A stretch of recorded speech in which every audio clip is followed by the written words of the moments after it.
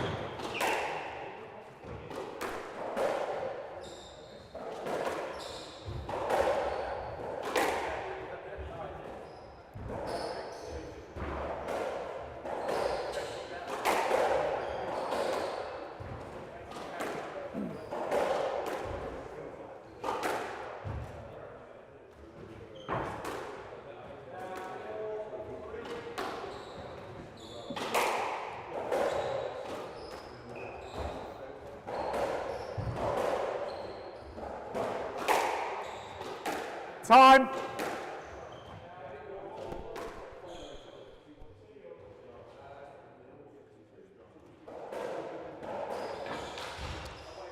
So welcome to Coolhurst Club Championships.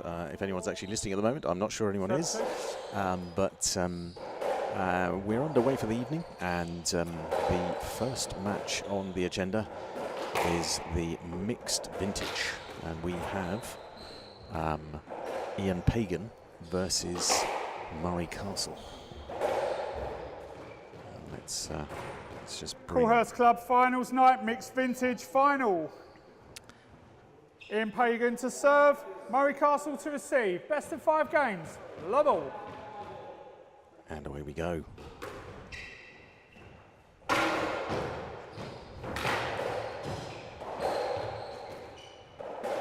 And out. One love. First blood of the championships to Mr. Castle.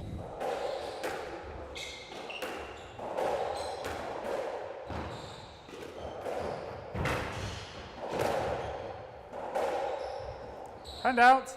1-1.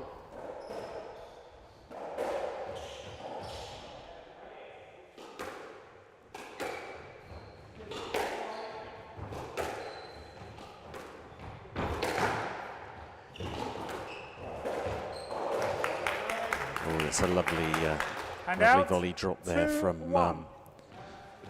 Murray. Be interested to see how he copes with the Ian Pagan style. Not the most orthodox player. Straight to Murray, sorry, straight to Castle. But very effective. So 3-1. First stroke we have there from our England referee, getting in early on the action, stamping his authority on the game. Not that I think there's going to be much contention here. Oh, lovely back flick there from Ian. Oh. Straight to Castle. Yeah, I think that wasn't any doubt 4-1.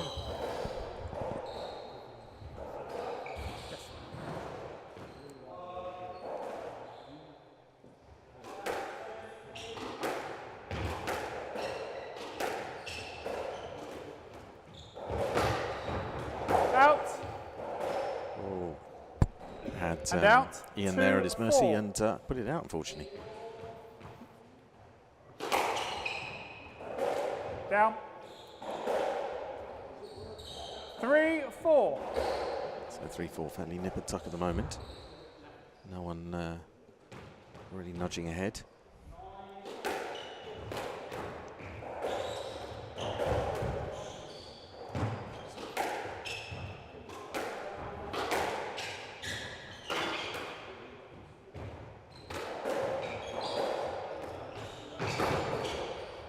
get there from Ian. Oh, still this rally's going on. Yes, let. That was a good rally. Shame it ended in a let, but 3-4. great get there from Ian. Thought he was out there.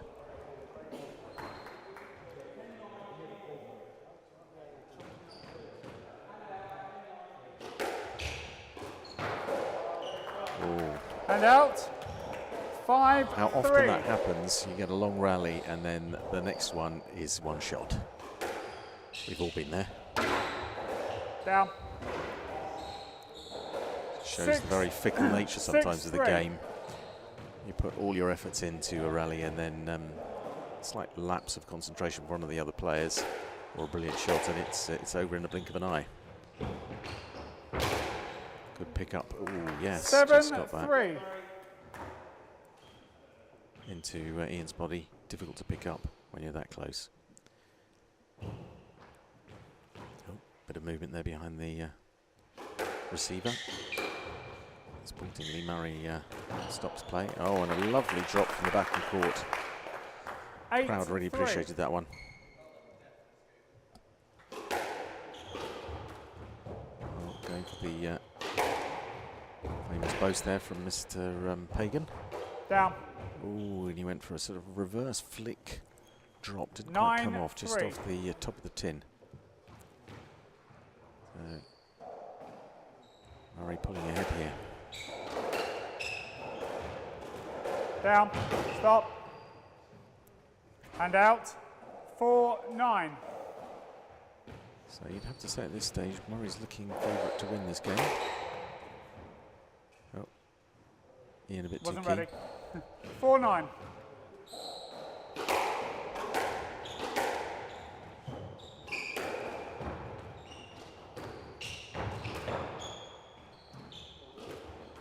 That's up. Ooh. 5-9. Lovely boast there from Ian. We know he has a full quiver full of those arrows of boast. Not quite sure where I was going with that metaphor, but there you go. So Ian's pulled it back, almost within touching distance, and he is now 7-9. really. He's 1-4 on the spin.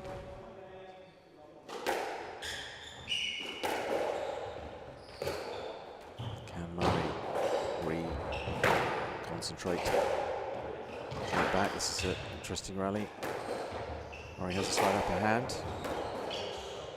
No let. Yeah, I was going to say. No let. Really. And out. 10-7. Game There's ball. still plenty of court ready for Ian to play with.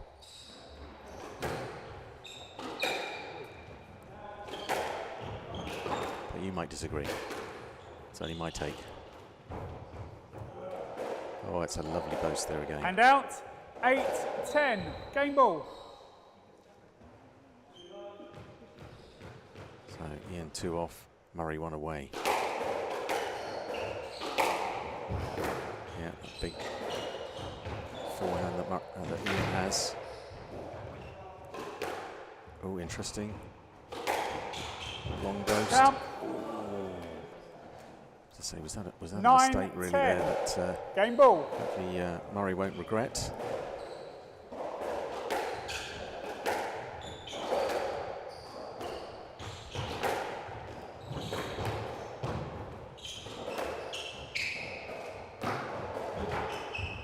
Cagey, a little bit chess-like this rally. Oh, and sells the dummy. So difficult to read Ian there in those front court situations. He often plays the ball with the racket across his body. Looks like he's stepping back for that cross court or even a triple boast, but then drums it down the line. As I said earlier, slightly unorthodox. So it's 11-10. It's very difficult to read Game ball. Ian. There we go, has swapped our fortunes here. Can Ian bring it home?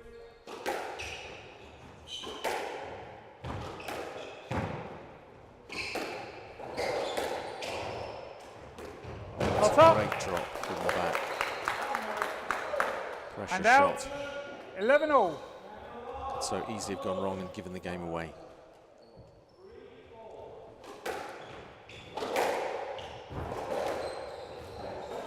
Stroke to Pagan. Ooh. And out, 12-11. Show me when Game on the ball. other camera.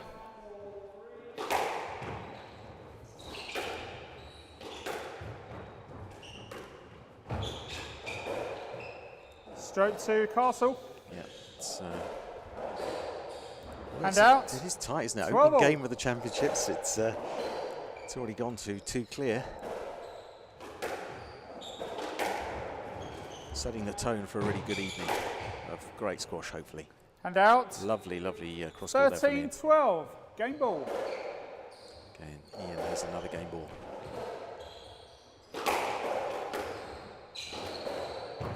Game to Pagan. Pagan leads. 1 game to love. Came back into that. You'd have to have said at, I think it was about 8-4.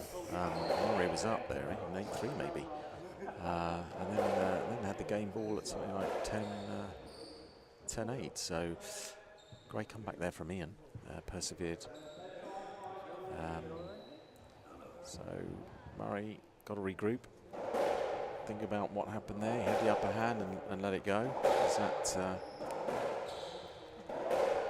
that going to affect the way he plays in the next one, or is he going to come back strongly? Well, one hopes he comes back strongly, obviously. As that was a good game. A little bit in the middle, some of it, but there were a couple of rallies of great length. But I guess obviously first game, getting in there, get your eye in. I'm sure it's probably going to be getting better, the squash, I suspect. But we've seen some glimpses of great shots. Lovely drop from the back from Murray a couple of times, and of course those 15 sapping seconds. boasts that Mr. Pagan plays. They're so difficult to read, and you want to kick yourself when you miss them. But it's such an effective weapon please. that he has. Time. So we're back into the second game.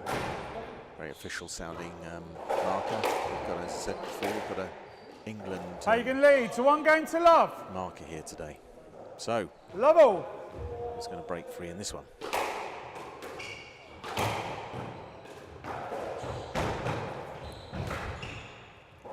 And out. 1 Lovely love. rally. That was a super reply boast there from Murray. Kind of beating Ian in his own game there.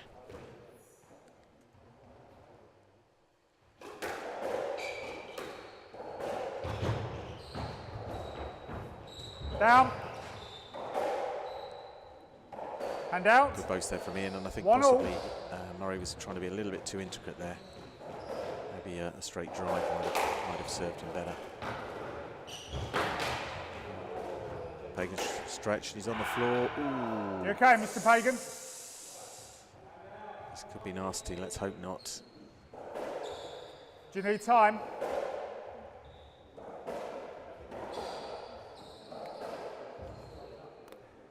Yeah, I think he's undoing his shoe. Mr. Pagan, do you need time? Mr. Pagan has taken a 3-minute self-inflicted injury break. Oh, that is a shame. Let's hope it's nothing serious. I mean, just obviously going forward from today, I hope it's nothing serious, but from a sort of selfish point of view, it'd be great to see him get back on court, so we can get some more squash going. I'm just going to take a 5-second break.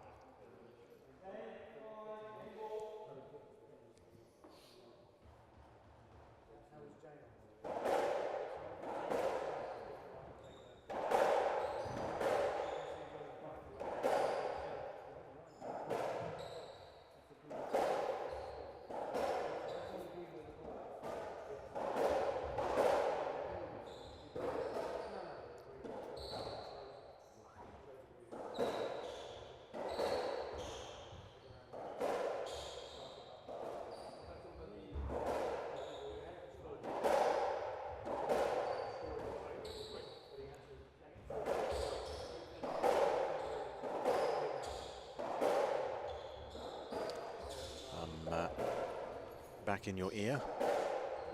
So we're about halfway through this 3-minute break that Ian is allowed. I haven't been able to really gauge how serious it is. Lovely to see that we've got some viewers. So thanks very much for tuning in. And it's lovely to have you here to Coolhurst Club Championships, the annual event in the squash calendar for Coolhurst, the big event. And it's nice to be back and videoing this and watching the matches. Play resume in 30 seconds. Last year, by all accounts, it was a sensational evening. So really regretted missing it. But it's lovely to be back in the home of North London squash, I would say. Well, in fact, let's say the home 15 of seconds. London squash, if I could be so presumptuous. It's a great club, great members here. You okay, Mr. Such Fagan? a friendly club as well. Whenever I come back and see people, it's always lovely. Always friendly places. Time. Very happy to say hello. Right, it looks like Ian is back and raring to go. So we're just having a Okay. So Hand out. 1-1. back in.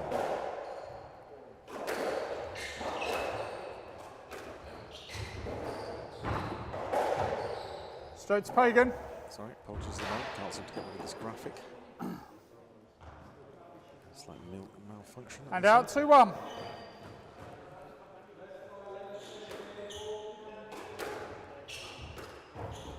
Not up. Stop. Thank you. 3-1.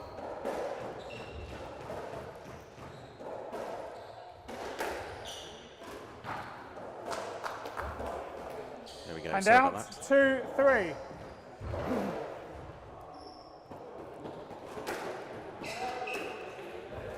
Down. And out. 4-2. Referee shouting a bit there.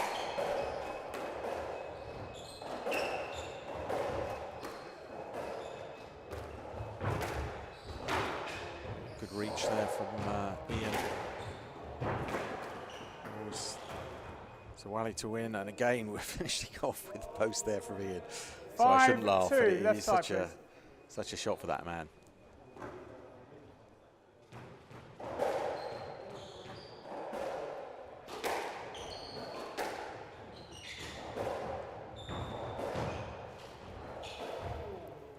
Lovely. 6-2. So frustrating there. We've all been there, Murray. You think you're on top of it, you know what's going on.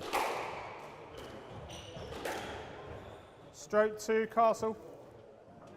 So Ian does seem to be playing pretty well. Doesn't seem to be showing any sign of injury there, which is great. Stop, stop, stop, stop, stop, stop, stop. Oh, being asked to stop. I think that's the And out. 3-6. passing people. So can Murray get back on par? That's a lovely, lovely, lovely drop volley. 4-6. Very nonchalant there from Murray.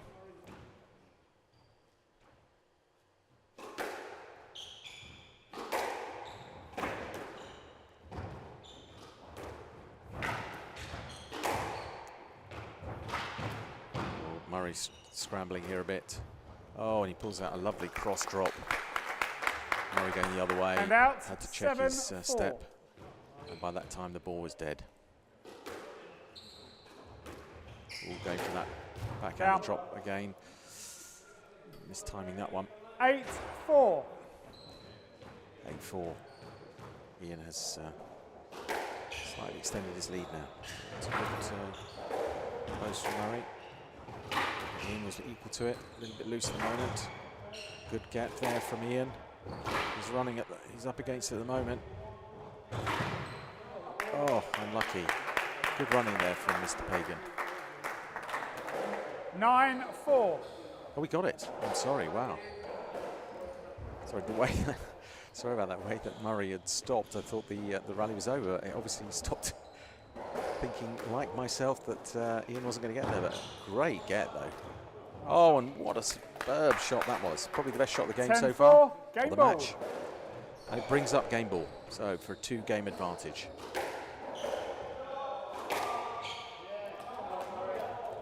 And out, 5-10, game ball. Nice length there from Murray. Can he bring this back? Boast again.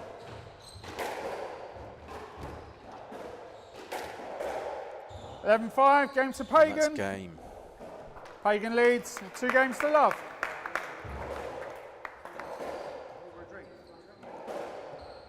Okay, I'm probably asking for it, trying to bring this graphic in again. Will I get it out later? So 2-0 up. Not sure that. I mean, in some ways, actually, Murray struggled a little bit more in that game. I felt maybe the injury upset his rhythm a bit, possibly.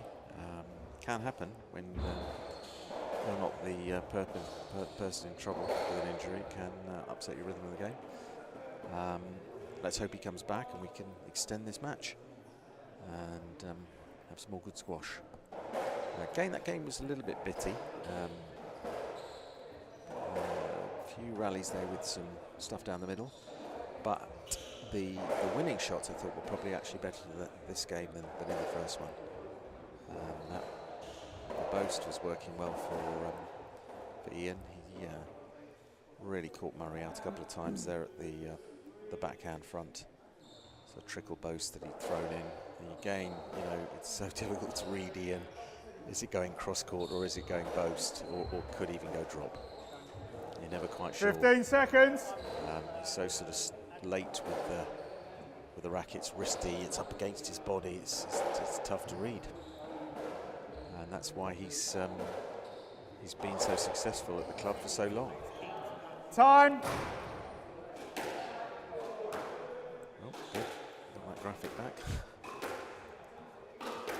Pagan leads, 2 games to love. Lovell. So, Ian to serve. Can he bring it home? 3-love, or will Murray have something to say about that?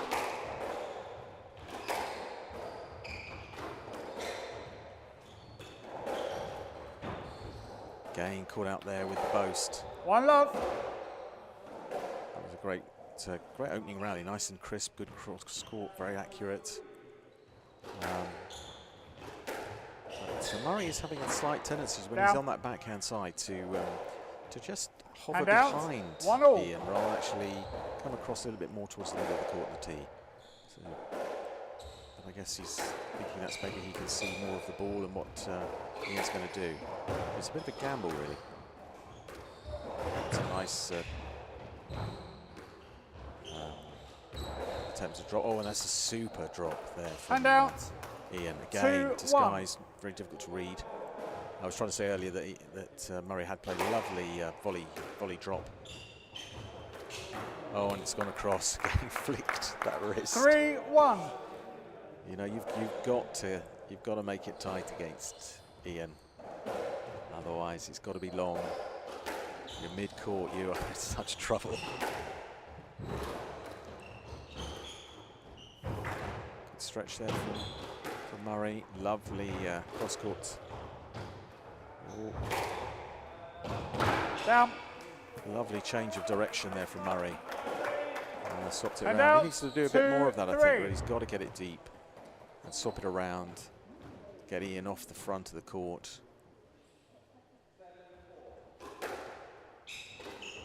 If we're to see this match go beyond 3. Oh, lovely from Ian. Oh, and it hit the nick. And out. And it's going for you, it's going for you. 4-2. So 40.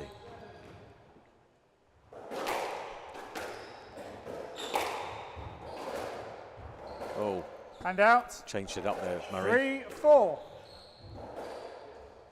Good to just throw the zone in occasionally. You can't get into the habit of doing that, otherwise it's a bit too easy to read. Down. Ooh. And out. 5-3. Is Murray getting a bit tired? That looked a bit laboured, that shot there. Yes, let. 5-3. Just 2 points in it.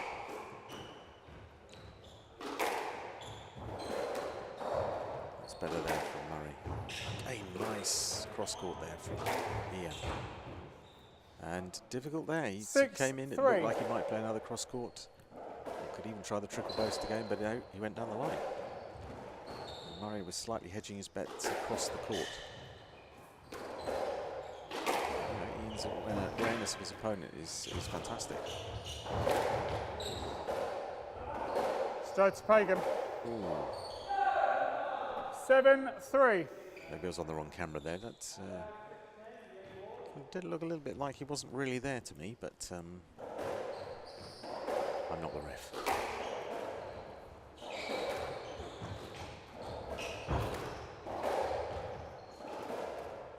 Boast. Just the drop. Murray's brought him to the back. Then gone forward. Nicely done from Ian. 8-3.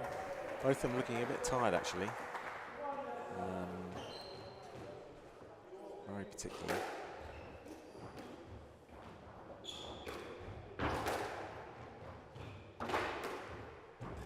Down. 9-3. Difficult. 9-3. Long way to come back.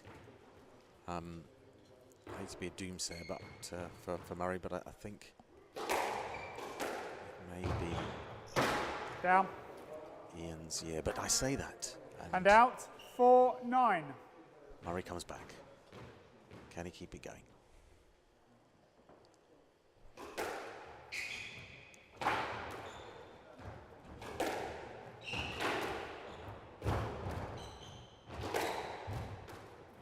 Length there, and again.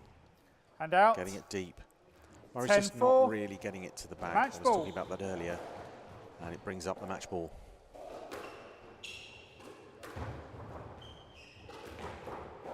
And he finishes it with the post. Match to Pagan. as 3 games to love. 14-12. 11-5. 11-4. A good opener for Coolhurst's club champs.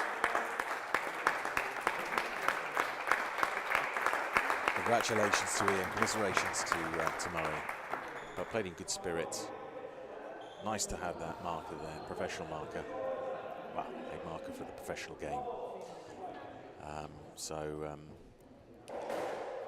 Next, we're just going to fade that down, and we're going to have another match for you shortly.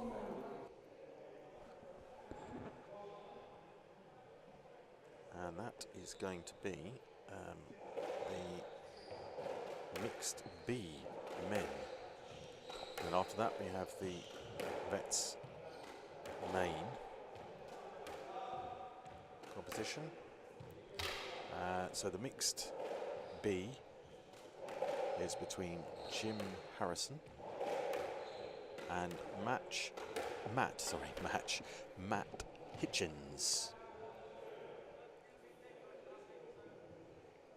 And then after that, we've got the Vets main coming up. On the other court, we've just had the racquetball, which was Ben Fairclough against Leicester Buxton. Bear with me a second. I'll try and find out who won that. So you're up to speed. So just bear with me a sec.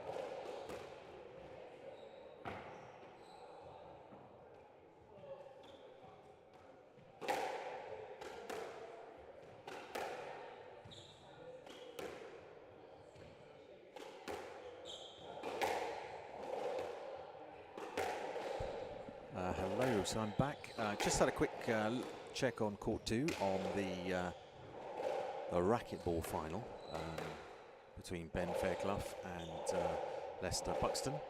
That actually is 2-all at the moment. And believe it or not, none of these guys have ever lost a game of competitive racquetball, ever, in their careers of racquetball. Admittedly, Leicester's only been playing racquetball since the beginning of the tournament, and I think also Ben the same. But yeah, big match there. Who will be undefeated? Apparently it's fairly nip and tuck in the last, in the fifth. As soon as I know that result, I will let you know. Obviously next we've got, as I said, the mixed B main, and that's Jim Harrison, father of Paddy Harrison, and Matt Hitchens. I have to confess, I don't know who Matt is. Not seen him play before. Know Jim well. Obviously, I won't be favouring one or the other. I hope them, wish them both equal success. As long as they enjoy it, that's the main thing. And hopefully it'll be some good squash for our entertainment. Oh, you can probably see through the graphic. There's Charlie, the squash secretary, doing an excellent job, may I say, running things here at Squash Coolhurst. Very good organisational man and very personable. Couldn't really wish for anyone better to be running Coolhurst Squash. Again, there are other people out there. This is my personal preference. There are other people, but from my point of view, I think he's done an excellent job. So they're still warming up on the mix B. I'm just going to fade out for a second. Just going to clean the glass. We seem to have got a smear on the forehand side. So back in a sec.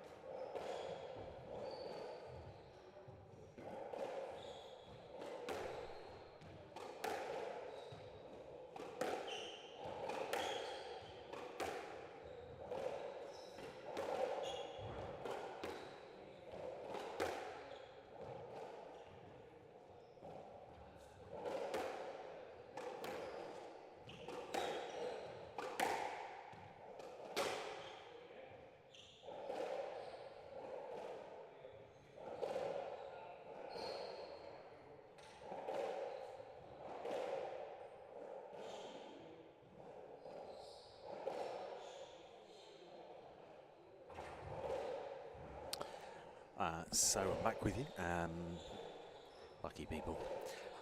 So looks like they've finished the warm-up, and seems to have still got that smear on that court. Oh dear. But it looks like we're going to spin for serve, and we ready? Okay, this is the mixed B final between the top two seeds. Matt is serving. Jim Harrison to receive, Matt Hitchens to serve, best of 5. Love all play. So here we go.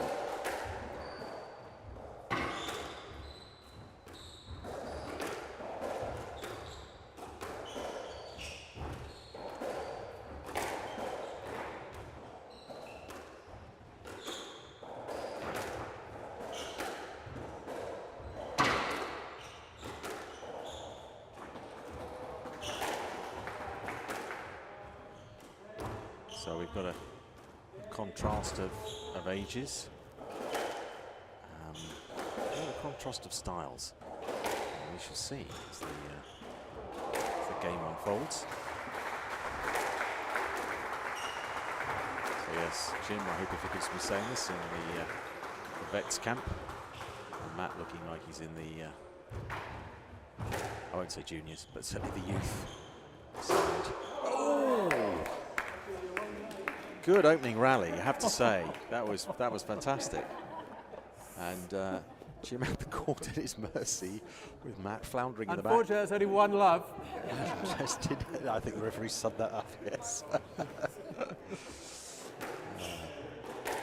Yeah, Mark has taken over, our illustrious tournament organiser. Again, by all accounts, and the feedback And that out I've one heard all. is he's done an amazing job putting this together. No unhappy people out there that I've heard of. But it's been a really successful tournament. 2-1. And testament, in fact, to the numbers of people out there already. You can probably see them wandering in and out of the seats, but there's a good half full at the moment, which is fantastic to see. So 2 up, Matt. Great opening rally. We had a couple of shorter one.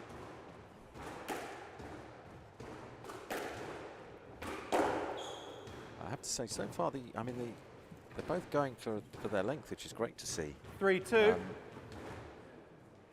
The vintage was probably played at a slightly higher pace. Although, having said that, they've just upped the pace in this rally. But the first 3 And out, rallies 3 all. were sort of more sort of floated.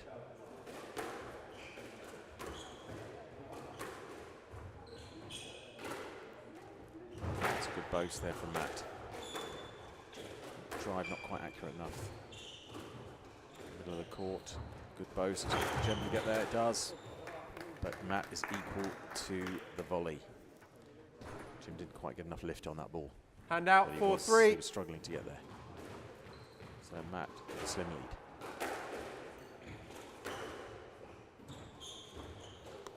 Oh, and threw that away from mid-court, really. And out, 4 all. Looks like the racket ballers are off, so I'll try and find that score out. All level here. Good width. Very loose post, that one.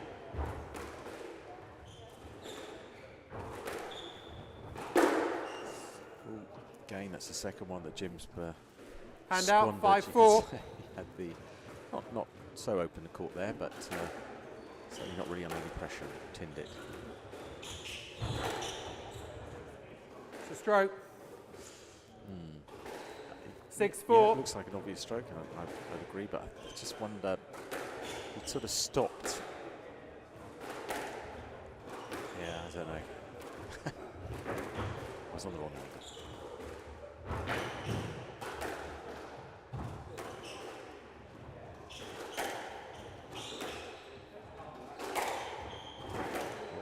Fiery shot there from Matt. Nice boast he's put in. Down. Oh, Jim is struggling with the tin at the moment. 7-4. I'd say the front court work from both these guys is not actually probably as accurate as the previous match. Another one there from the back. And out, 5-7. Although they're getting more consistent back court stuff here. Say that, one goes in the middle. Jim just running out a bit of court there. And out, 8-5.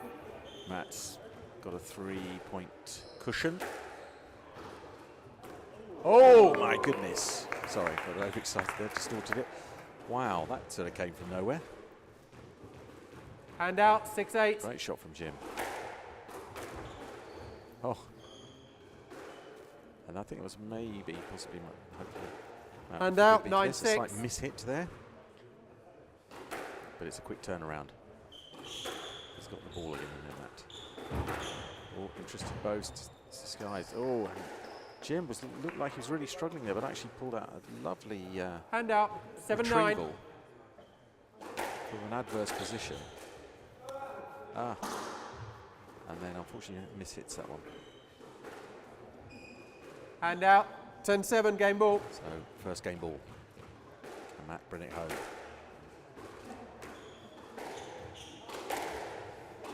Drive. Drop. Oh, it's a good boast. Jim manages to get it. Some great length, cross-court length there from Jim. Hand out, Super 8-10. rally. Both players playing really well there.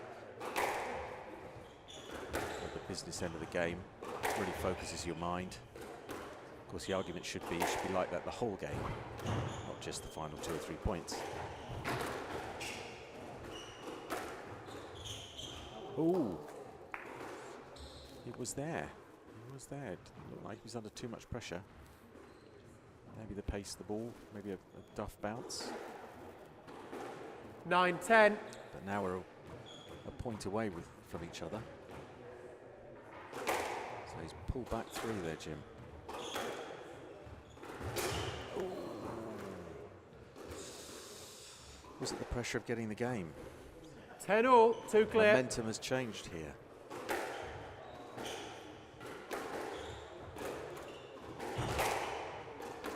He's going to hit it. Matt's hit it back to Jim. Oh, and then tins it. Unlucky. Yeah, Jim was kind of standing there and not really back on the tee, and Matt 11-10, game ball. pushed it straight back to him from the front of the court. So Jim now with the game ball.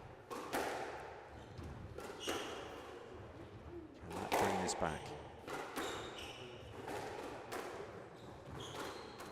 It's a bit more cagey, goes for it.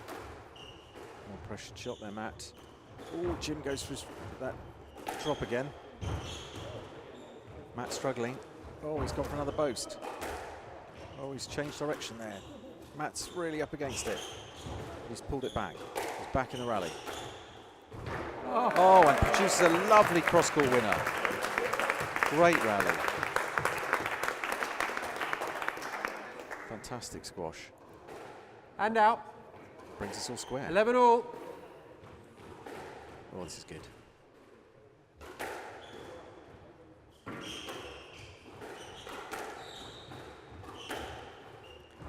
Oh. Cagey cross court's a bit loose there from Matt. Good drop from Jim. It's under pressure here.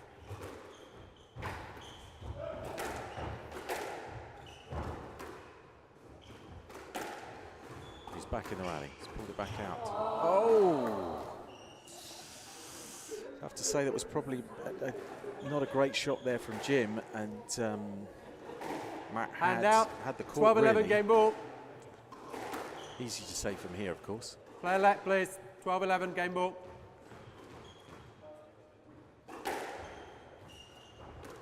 Looking back. Oh, good pick up from Jim. I thought that was going to be a winner. But Matt still had the edge in that rally. It's interesting, it often takes, Hand out. you know, particularly at club level, it takes 2 or 3 shots to try and get back. If you're up against it somewhat, try and tidy the rally back up. I'm yakking. Bad drop there from Jim. Nice lob there from Matt. The cross court brings Jim back in the game, in the rally, sorry. Again, another mistake, another error. Hand out, 13-12 game ball. Really been winning these points. They've been losing them in the last 3 or 4 rallies. That was a great boast, though. I didn't think that was up. I'm afraid, Jim. That was a good point to rally. I Matt. take it back, of course. As soon as I say something, It's hand out, the counter 13-all. happens. But that was Thank you. that was a great shot there from Matt. Jim being very honest there, telling Mark that it was down. Lovely, lovely drop. It's a half volley. 14-13 So, game ball. Game ball again for Matt.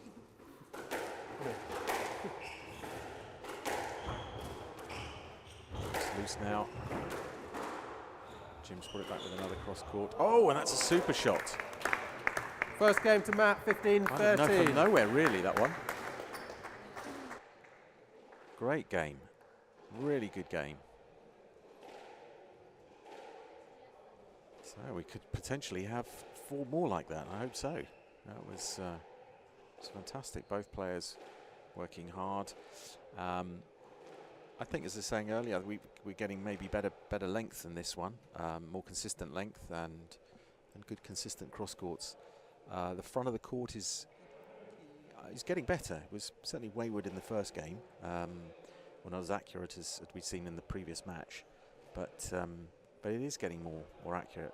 But we're still having quite a few mistakes being made. We went through a couple of periods in that game where it was mistakes that were winning rallies rather than shots, and mistakes when there wasn't that much pressure.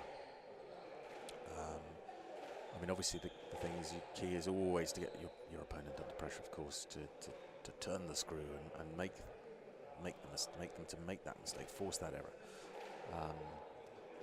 But sometimes we do get sort of lost in the game, don't we? And mistakes come from nowhere.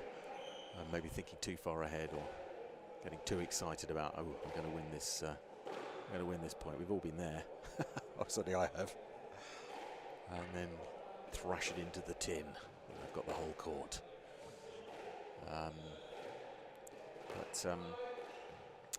Coming up to time. That was very tight. I think it was 16-14, I think. Be interested to see if it's taken a lot out of either of these players or both of them. Don't know if the game is going to be less intense or... I'm not sure, really. So we'll see. But I'm keen to find out. Okay, Matt leads. 1 game to love. Love all play. Here we go. Second game. The B final. Men's. It's a great length. A little bit, just a little bit more pressure. 1 love. Didn't go for it too wildly, just a bit pacier, a little bit lower, forcing the opponent to reach more. And that's a great drop from the back. Oh, you know, he's come out here now in this second game looking full of confidence. It has to be said. He's got a bit of a swagger. Ooh, that was a bit loose. I spoke too soon again, but then Jim has put it down again. Not really under pressure there. 3 love. How does that sort of moment play on your mind? You put it straight out of your mind? I mean, you have to really, but a lot of players don't. It's good. Ooh. Didn't really see we were on the wrong camera angle. Sorry about that, but 4 love. somewhat fortuitous get there from Matt, I think. Oh dear. Jim 5 love. Lost focus, maybe. Just worry about the couple of ones he's already put down. That's better. It's a better shot from Jim. Very consistent length. Nice cross court there from Matt. Oh, a bit loose there from Jim. Needs to tidy it up. It's a good rally. Nice drop. Good retrieval. Time. You asked for a let, so you can have a let. That's where the rally stops. So Matt serving from the left, rightly. please, Matt. Matt From the left. It's 5 hedging love. his bets there, I think. Calling a left and playing a shot. It's a great get from him. Super couple of shots there from Jim to keep pressure on. Nice cross court drop. Jim's used that cross court deep Stroke. And lob out. to get him out of trouble a couple of times and tidy the rally up. 1-5. Matt there a bit loose, as you heard, and stroke against him. It's good. Oh, that's a nice tight one. It's forced the error from Jim. Oh, and he's gone for that wonderful drop from the back. You thought Matt was in control there, but Jim just threw a little surprise 2-5. drop in. 2-5. Can he bring it closer to parity?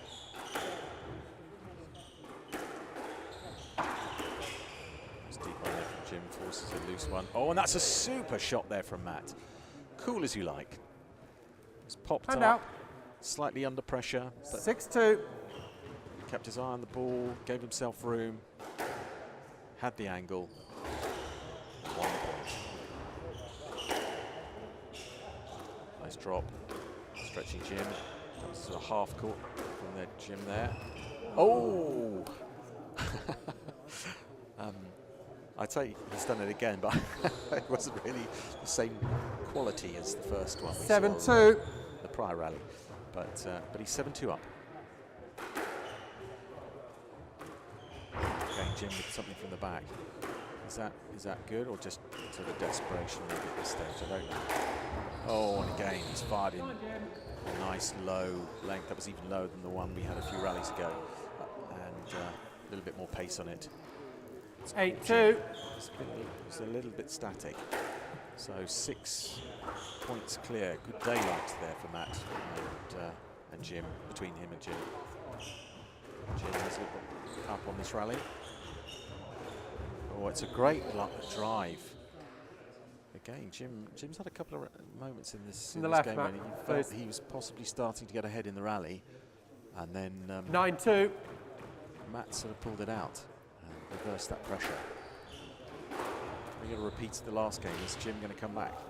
Oh, not with shots like that from Matt. 10-2, game ball. Super one to bring up the game ball, to go 2 up.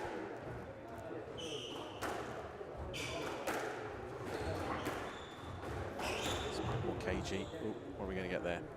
It's a stroke. Yeah, it's in doubt. Really Hand out, need to 3-10. ask about that one. So 1 point back. Oh, and it's a super. Second game to Matt, 11-3. It's 2-love. That was a much more one-sided affair there. I thought Jim might come back as he did in the first one. Let's hope he can come back. His head was down a little bit, I felt, in that game.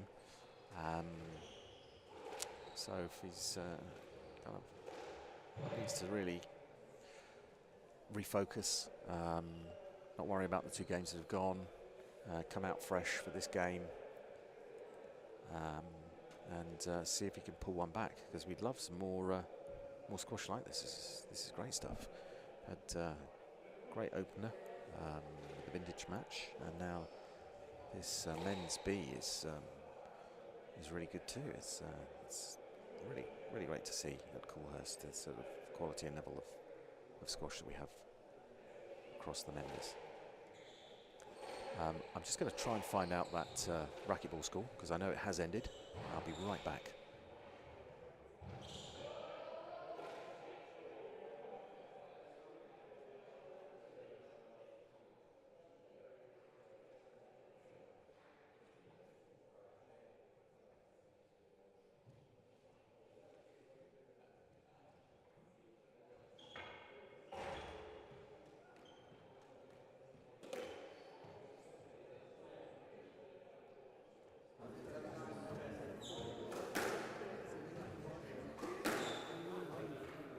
Okay. Matt leads, 2 games to love. Third game, love all play. Okay, so we're back. And Matt 2 up, as we heard Mark say.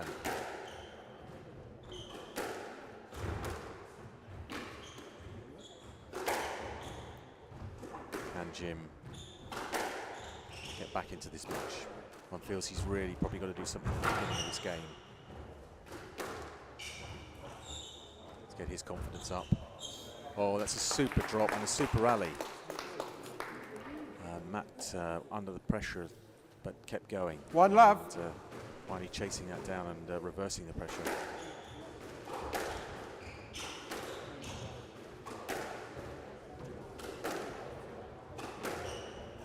Oh, it's a nice lob there from Jim. That has been a go-to shot for him so far in this match, and it's got him out of trouble a couple of times. And in that case, And now 1-all. 1 in the rally. So 1-all. Good chase down there from Matt. Lovely lob. Rides out the pressure. Again, there's that cross-court lob. Oh, interesting. I was going to say trickle boast. It wasn't really quite a trickle boast there from Jim.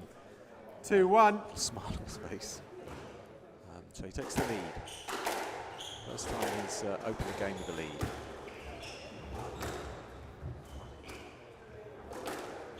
Oh, I think it's maybe a let. Are you asking? Yeah, stroke. Ooh. I thought that was Hand out, 2-all. not sure really, but he was there, and the ball was. Jim's really going to move that way, in my opinion. I'd like to see the player play that ball. Lovely, lovely stroke there. Lovely drop.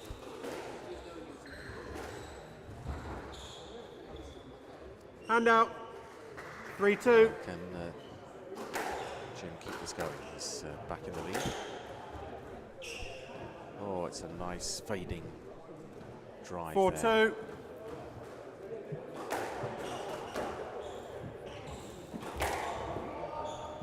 Oh, super drive. So Jim seems to have got a bit between his teeth here. 5-2. 5-2 up. He's got to keep this momentum going if we're going to see a continuation of this match. Out of court. And he's under pressure. Hand out. There was a great 3-5. shot there from Matt. Close to the wall, tight, forcing the error. Close, dragging Jim forward. Didn't really execute the volley there, Matt, unfortunately. So probably would have been a winner. Oh, lovely. Cross-court volley there from Matt. This is a great rally.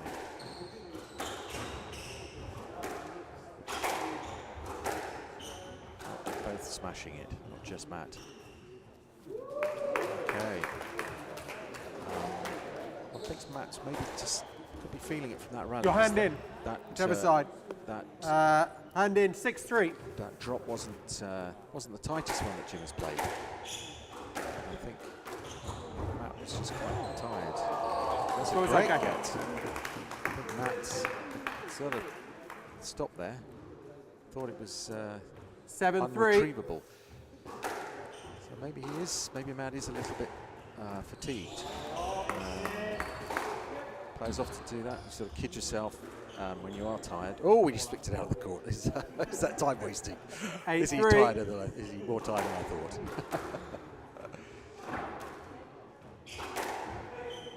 Oh. Player left, please. It's 8-3 from the left. At the front of the court, you can probably see the backhand. Never mind, there's a squash match going on behind. We haven't seen each other for at least 10 minutes. Let's have a Hand look. out. Just 4-8. Just joking. So 4-8.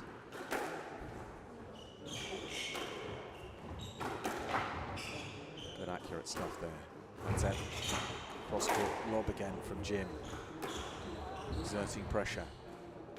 Oh, he's gone for a cross drop, probably a little bit ambitious there. Not really in the right position. His body was probably too far into the corner. 5-8. Needed to be much squarer to the front wall really to play that. That's a good trickle boast.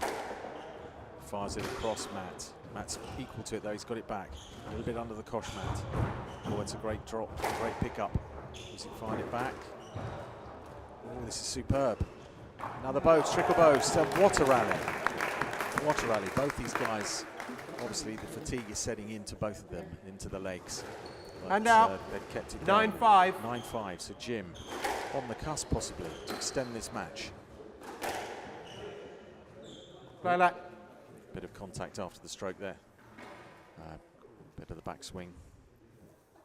Oh, is Jim taking a sneaky 5-minute breather and asking a question of the ref? You all right, Matt? Yeah? Take your time. Oh, sorry, got that wrong. It was Matt. Being hit. There was the accusing Jim. You okay, Matt? Time wasting was in fact Matt being hit. All right, it's 9-5. Injured there, so my apologies.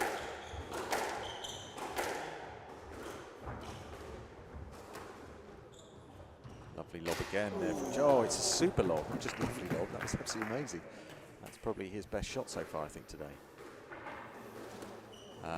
just to let you know, I have got the scores of the racquetball final. 10-5, game ball. And it was Ben that won. 9-11 in the 5th. Tight match.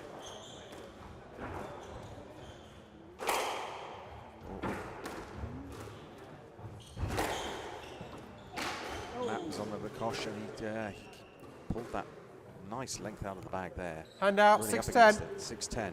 Still game ball to Jim.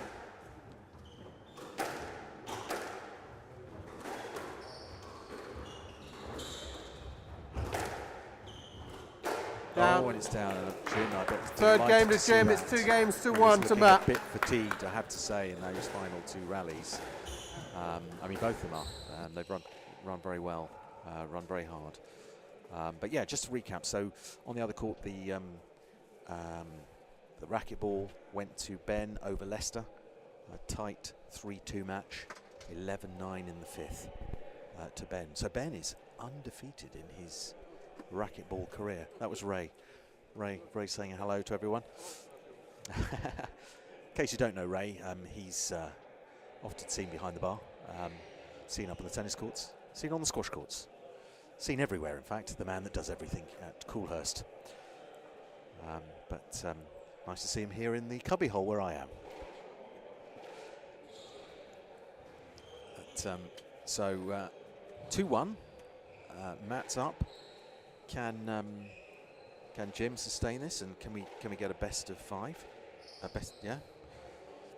Be lovely to see that. I mean, they were both looking pretty shattered when they came off, so I'm not going to call it as to who's the more tired of the two. You'd maybe kind of say that Matt, being the younger chap, might have a little bit more in the gas tank, but I wouldn't take that for granted. It's all about how you make your opponent run, really, isn't it, at the end of the day, and how much pressure you exert. But the squash, the quality of squash has been pretty consistent, I'd say. A couple of wayward shots and things, but generally we're getting winners. We're still getting a few mistakes in there. Obviously, Matt ended with a mistake, but still good level of squash, and let's hope it continues.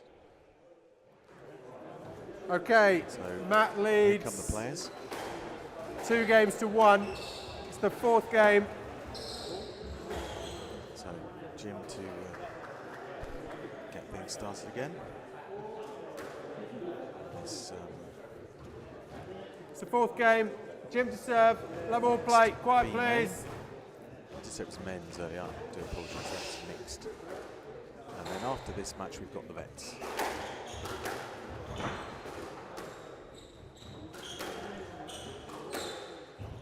Yeah, there's that cross court from. He's really winning quite a lot of rallies with that one shot. Previous One match, love. we were talking about Ian Pagan and his boast. It's Jim and the backhand cross-court lob. Oh, Matt had him running everywhere there. So not quite sure which way to go, and he Hand out, cleverly 1-all. played it back across Jim. Called him out. It's often really difficult to stay really calm and cool collected when you've got so much in the court, particularly your opponent's already got the ball back a couple of times when you feel they probably shouldn't have done. It's interesting, it's amazing actually how much pressure that brings to bear to the person who is in control of that rally. And so often we see people put the ball down in those situations, or Hand out. just play a 2-1. tough shot, or try and overdo it, try and overpace it. It ends up coming back to themselves, giving a stroke. This is the whole fascinating thing of squash. Great cross court there from Jim. Yeah, a real kind of mental 3-1. game. It's a fantastic game, since we've always got that mental and coupled with the physical. The more physical it gets, the more it affects the mental. Oh, it was a lovely drive there from Jim. thought Matt was going to get that. To the left, please, Jim. Seemed to have got to it. 4-1. 4-1. So Jim already 3 points clear, but it's not pushing. Out of court. Ooh, extends it. 5-1. Mistake there, really, from Matt, not under too much pressure. Now the call to feel. No, referee didn't call it.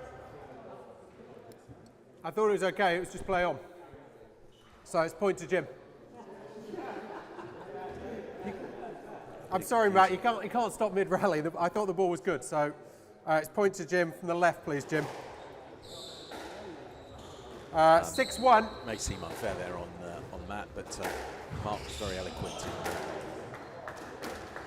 letting him down gently, shall we say.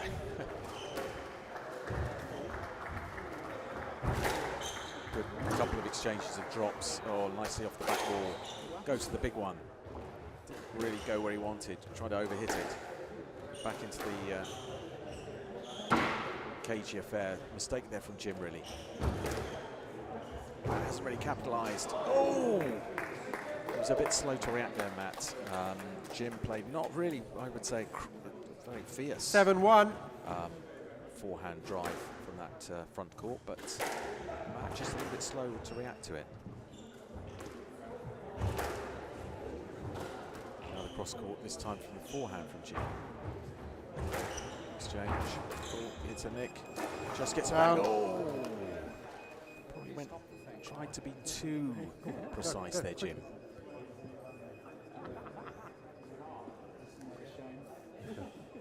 Hand out. 2-7. Oh, difficult to get it out there. He's back in the corner. This is good pressure from Matt. Oh! Hand out. Yeah, he's knocked himself head against the racket, frustrated with himself there. Really had that rally, I thought, sewn up. Ooh. But a lovely recovery there with superb Hand out, length on the 3-8. forehand. Jim still has that 5-point cushion there. Bit loose at the moment in this game. Definitely the fatigue is kicking in, I feel. We're getting a few more looser shots and a few unforced errors. Hand out, 9-3. What's going on at the moment? Just need to refocus both guys. Very languid boast from Jim. They always are, though. Oh, good pick up there from Jim. Can he get there? Superb drop. Drive. Oh, slightly loose again there from Jim. It's being played back in by Matt. Played it straight back to him. Oh, there's that lob. Out of court. Oh, what a rally. Great rally. Oh, Jim. Jim throws his racket down. Is that relief, or From the right, please. is there still more to go? It's 10-3, game ball. So, game ball. Jim is desperate, I suspect, here from a mistake from Matt. Can Matt bring it back, though? Yeah, it's a lovely, lovely, lovely drive. Hand Again, out. Not as crisp as we were seeing in the previous match. It's kind of 4-10. slightly higher on the front wall, and we're not as much pace. We're floating it in, which is good to see. You know, it's good to have a variety of shots. Jim looks shattered.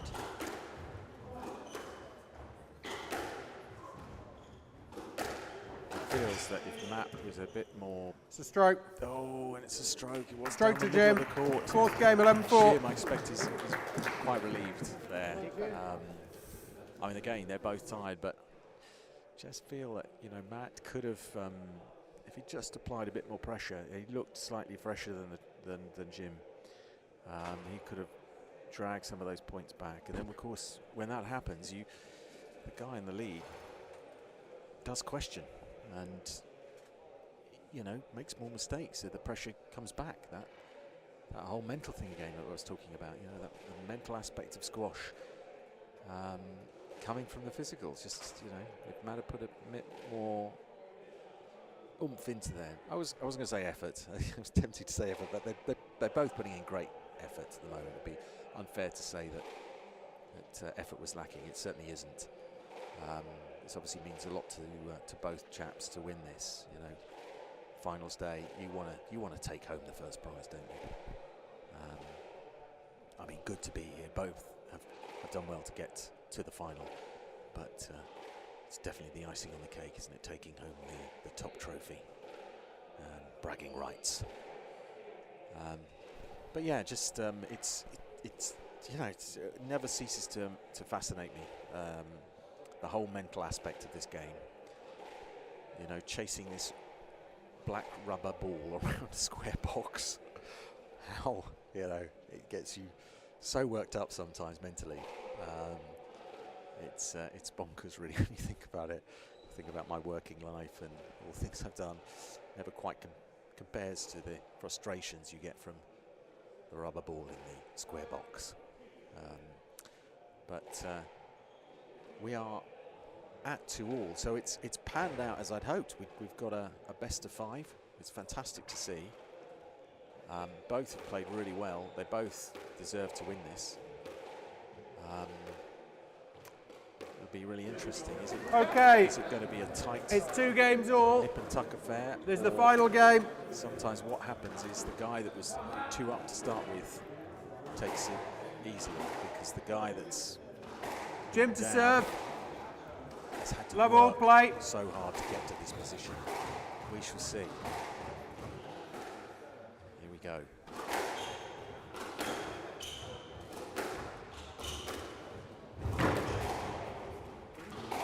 Player left, please. Love all. Okay, I'd say, well, I'm disagreeing with the marker. I don't even think that was a let. It's too close to the wall and the kick unstopped. Yes, I'd say equally unhappy there. Oh, just off the top of the glass. Don't see that often. Yeah, maybe it is. And out, one love. I'd say that decision for me was, yeah, that did look down. It was okay. It wasn't very clean, but it was okay. It was wrong angle for us. So I'm calling into too loud. question the marking. I shouldn't do that. Tournament organiser. I'm giving them a hard time. It is only my personal opinion. He's doing an excellent job. Match has been played in great spirit, which is lovely to see. So that was a Hand great, out. 1-2. Cross-court length of game from Jim. 1-2. At the moment it's nip and tuck. A bit loose at the moment from both chaps. Yeah, that's a tidy there. Both. Oh, it's a nice deep searching cross-court there from Matt. And Jim was slightly up against it, but pulled something out of the bag there. 2-2.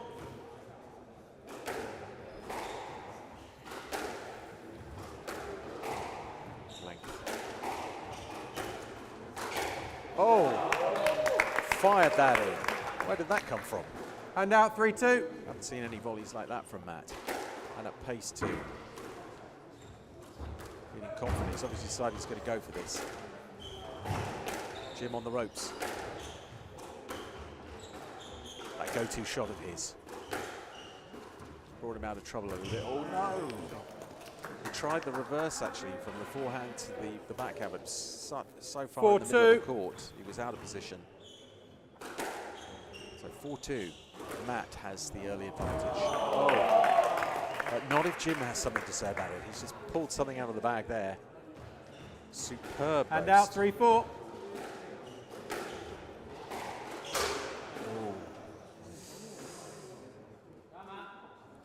4-all. Focus requirement. Settle himself down, Matt. Focus. That's good. That's better. And again for the volley. Not quite as much venom in that one as the one superb winner we saw a couple of rallies ago. A lot of cross court. Very chess-like this rally at the moment. Oh.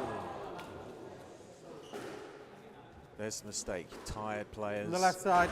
Getting towards the end of the match. From the left. 5-4. Again, probably not under too much pressure there, Matt. He's put it down. This is turning into a nip and tuck game that I'd sort of hoped for, really.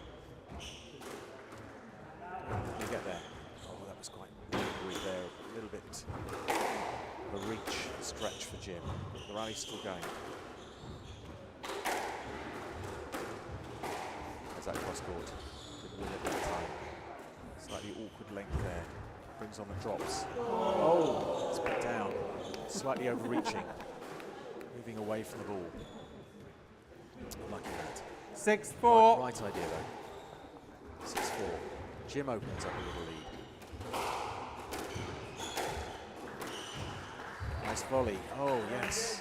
I think Jim was quite relieved to see Matt miss that. He was kind of static there. Really had to reach for that volley. 7-4.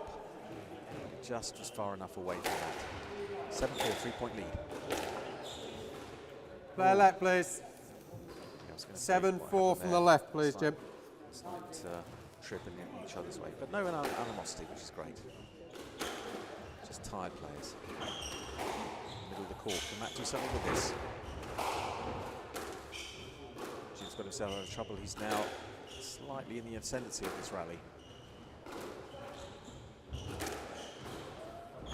That's a great length. He's forced an error there. That's a powerful, powerful drive from Jim. Really capitalised. He's 8-4. He's slightly faking this, I feel, Jim. He looks knackered, but seems to be pulling it out of the bag still and running around like a loony. 9-4. Another mistake, unfortunately, there from Matt. 9-4. Come on, Matt, let's get it back. Let's try and get a tight game.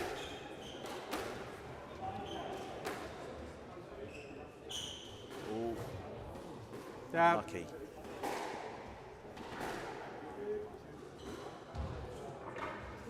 $10-4, game match ball. Great match so far. It's going to end here. Just got that back. It's tight. And again, he's got it back. It's a super boast. Oh. Went for it. Possibly the wrong shot there. What a great game, though. Superb. Well played, both of them. Jim, absolutely exhausted, dead on his feet. Matt's come off.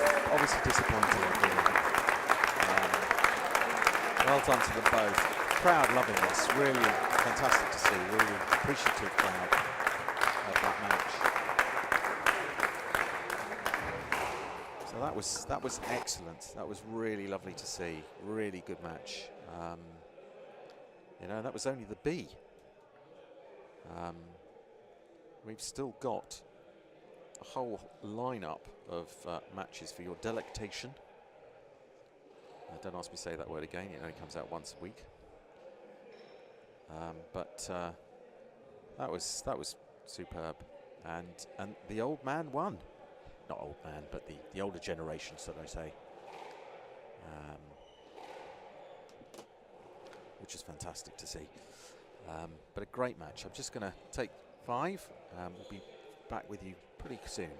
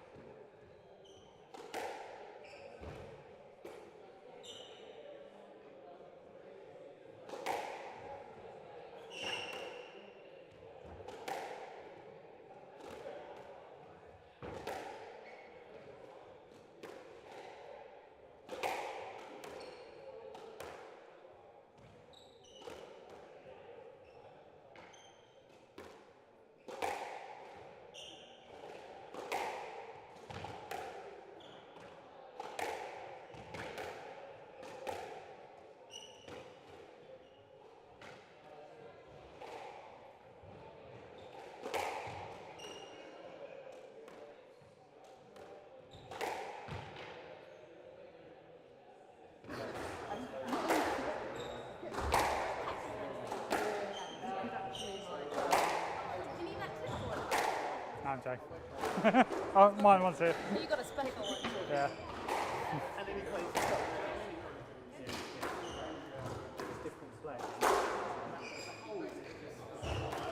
Ooh. Flicky hands. Yeah.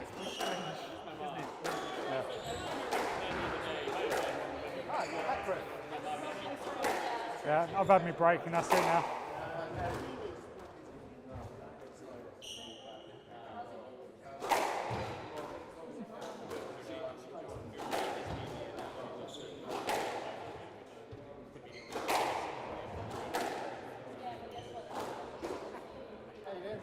Alright, you? Are you getting food here tonight?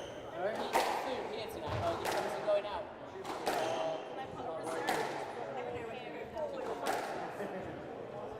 We were playing that one here.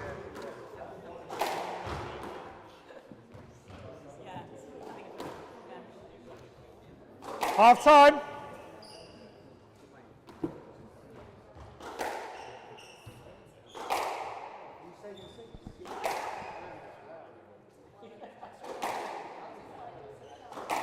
I was always told it's you snooze, you lose.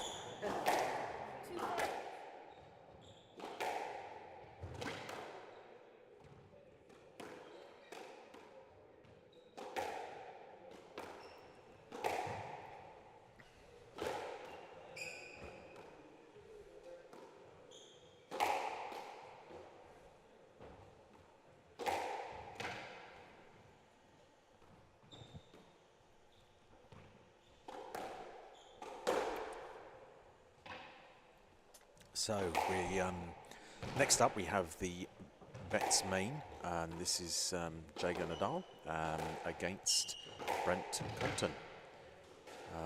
Brent, I think has won this. He's certainly won it once, maybe twice actually already. So is there going to be a changing of the guard here? Because a lot of people know who Jago is. Great player, and great coach for many years, and now in the Vets competition, having been in the main for since he's stopped being a junior, I guess. But intriguing to see how this one pans out. So we're almost there. I'll try and also find out what's on the where we're at on the other court, and come back with the results. Ian Pagan is in another final, but on court 2 at the moment. Didn't see who he was up against, but I'll update you. So they're spinning for serve by the looks of things now, and I think Jago is serving this one. So here we go. Let's hope it's another cracker, like the last one. Jago to serve, Brent to receive, and here we go.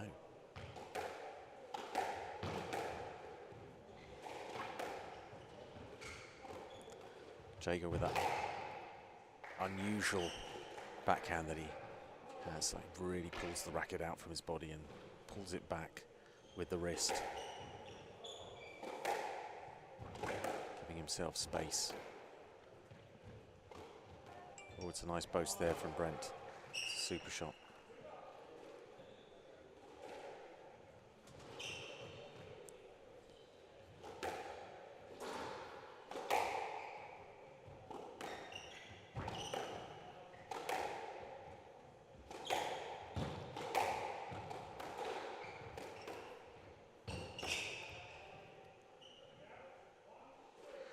So far, fairly crisp rallies at the moment. Reasonable accuracy here. It's just the qualities. No disrespect to the last match, but the quality has gone up. This is nice there drive from Brent. So haven't seen a long rally yet.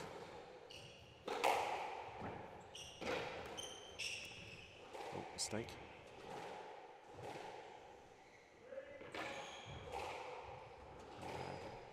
That was a let. We got that. Sorry, I turned the ref off there. My apologies. Why can't I hear him? I don't think he's put his mic on. That's why we can't hear the ref. Oh, there he is. I think he's back on now.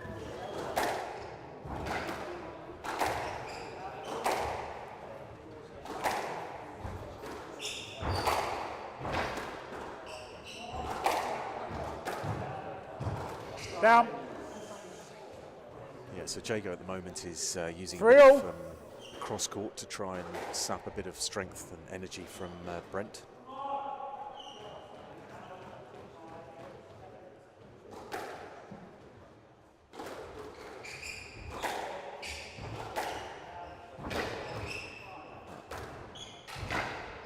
No let.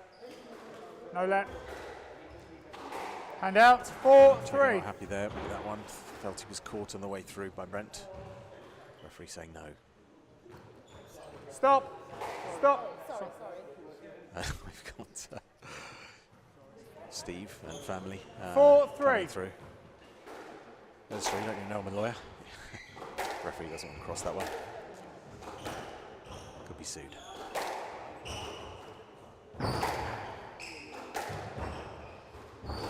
Change of direction, recovered there from Brent. Pulled forward by Out. Jago.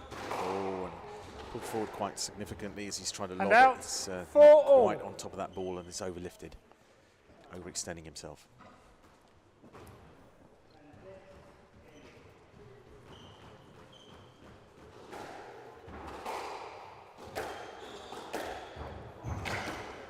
Good tight length. Oh, it's a great shot there from Brent. Stretch Jago. And then back at him. Oh, he's asking for No that. let. I was going to say, sure, that was really Hand out. a 5-4. miss, I think, there.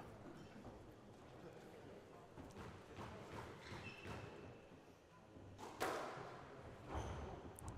we go. Yes let. Nice, just came 5-4. slightly above Jago there, so he had to come around the back. And of course, that often results in that net situation. Down. Ooh. 6-4. Jago is a master at that shot, the backhand from the mid-court, pouncing on it. Maybe a little bit too quick, too eager. Brent's in trouble. There he is. Down. Yeah. Super backhand for the Hand out. pressure to 5-6. force the boast, and then a lovely forehand drive from Jago.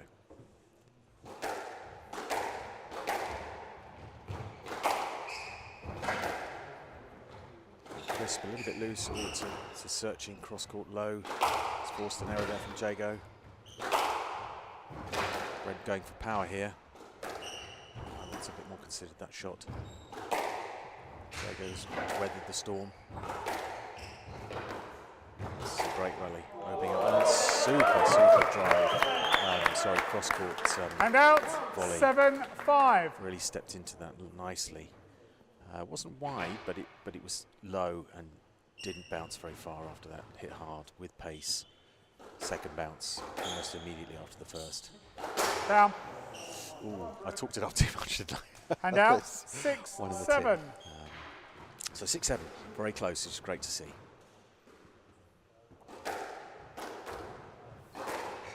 A leisure boast.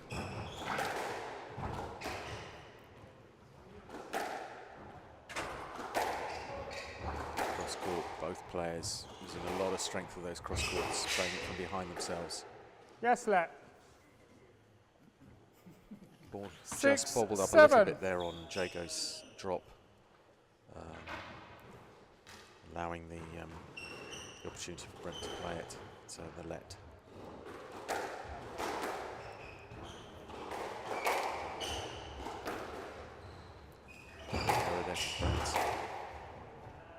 Really taking advantage. Great boast there. Lung-sucking boast. Brings 7-all. brings the opportunity for a winner there from Jago in the volley.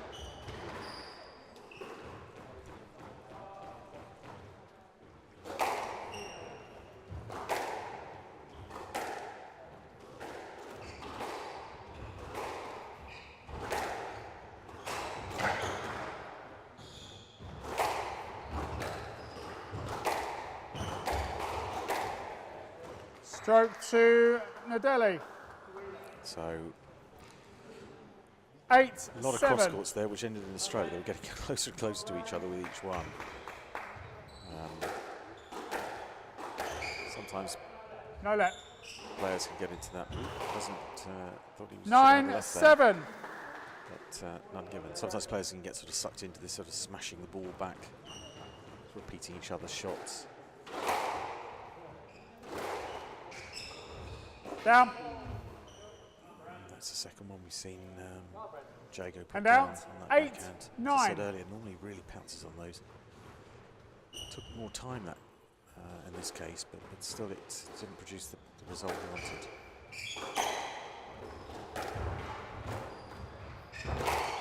Again, the post, bringing player forward. Again, there it is, looking to just sap the strength. Brent is equal to it at the moment. Oh, that's a super shot there from Brent. Good rally, was it? 9 all. Jago was doing a bit of probing there with that boast to see if Brent could bring it back, and he did every time. Kept the length tight on that backhand.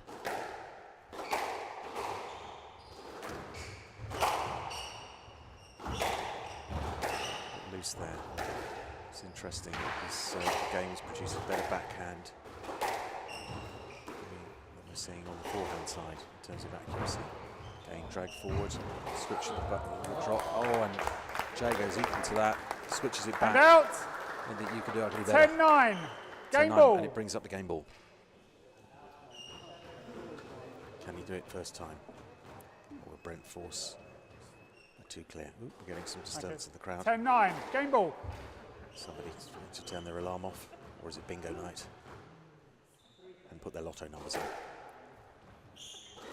Down. Oh, 11-9. Game to Nadelli. game. That Nadelli leads 1 game to love. super game, and just a bit of a whimper finish, really. Wasn't that taxing a serve. Just slightly out of position, got on top of himself, Brent, and didn't fully see the boast through. But it's 1-0 to Jago. Not sure if we'll see a reply from Brent. Hopefully we will. But really good opener, that one. Really nice quality game. And hopefully that'll continue. They both look pretty fresh still. Jago taking a lot of those boasts to try and drag Brent forward. And as I said in the game, it's a good way of trying to sap your opponent's strength and energy. Just drag them forward. Every so often throw that boast in. The thing you've got to watch out though for is obviously the drop and getting dragged back across yourself. So you've got to make that boast pretty tight. It's interesting how the boast has sort of changed over the time I've been playing squash, from going from 15 seconds. defensive shot to one that can be used as a really potent attacking weapon. We always talk about trying to get deep length and forcing the boast. So you are at the front of the court and you have all those choices. Time. But so many times Nadelli now we see leads, that 1 game great to love. boast, it saps people's Level. energy. Right, we're back on.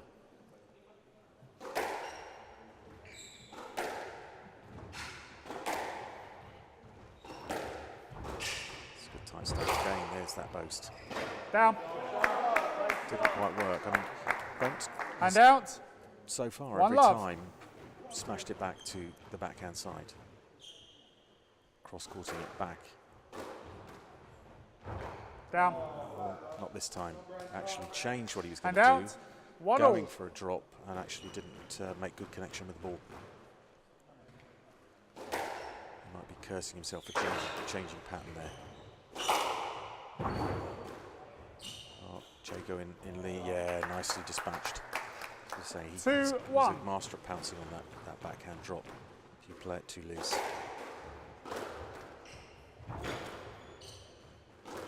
Down.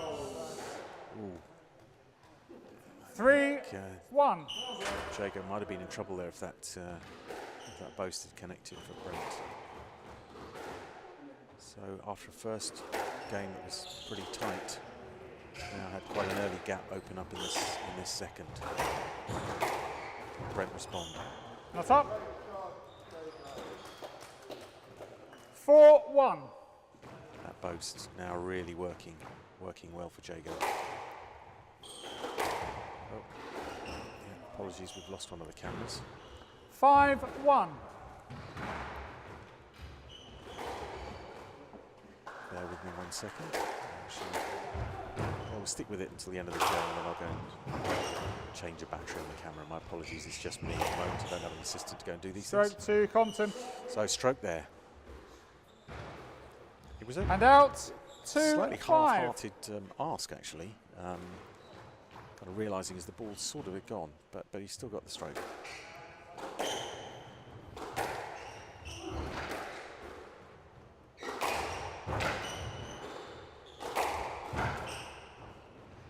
Jago in trouble. He's managed to get it back on. Picked that up nicely. Cross court, intercepted that well. Back in the rally. Yes, let. So 2-5. Jago relieved, I think, there. He was slightly under the cosh. So reset. Oh, that's a lovely shot. Really placed it. 3-5. Brought the racket head up. Placed it nicely. Gave himself room. Good technique. Bit loose of this rally. Bit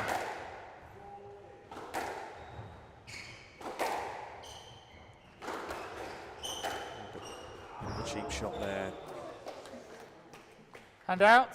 Is he okay? 6-3. Yeah, he looks fine. I thought there for a minute he might have sprained something in the leg there, Brent. Or maybe he has. It was It's good. 7-3. maybe should have stopped there, waited. 7-3. So 4-point cushion for Jago. Powering to a 2-love lead possibly here.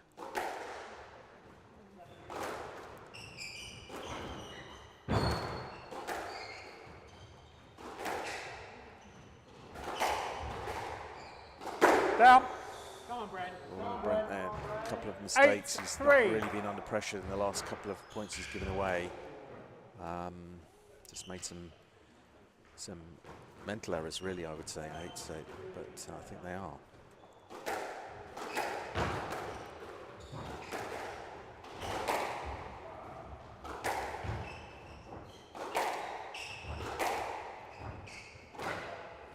This is better from both players. Ooh, nice searching length, but equal to it. That's there.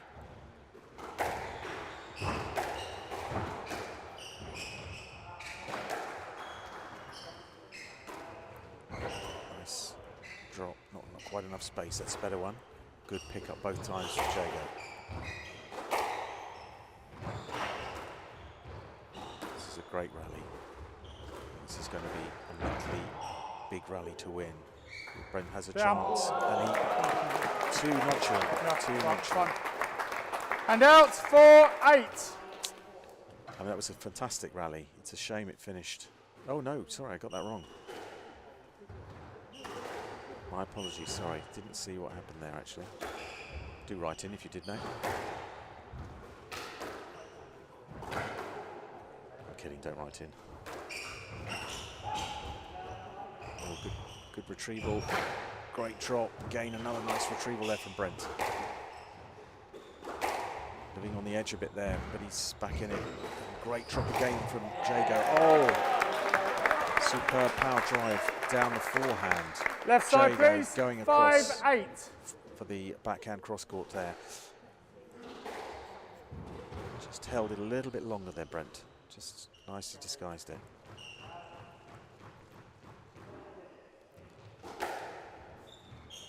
Edging closer to Jago. Spoke too soon. And out 9-5. 9-5.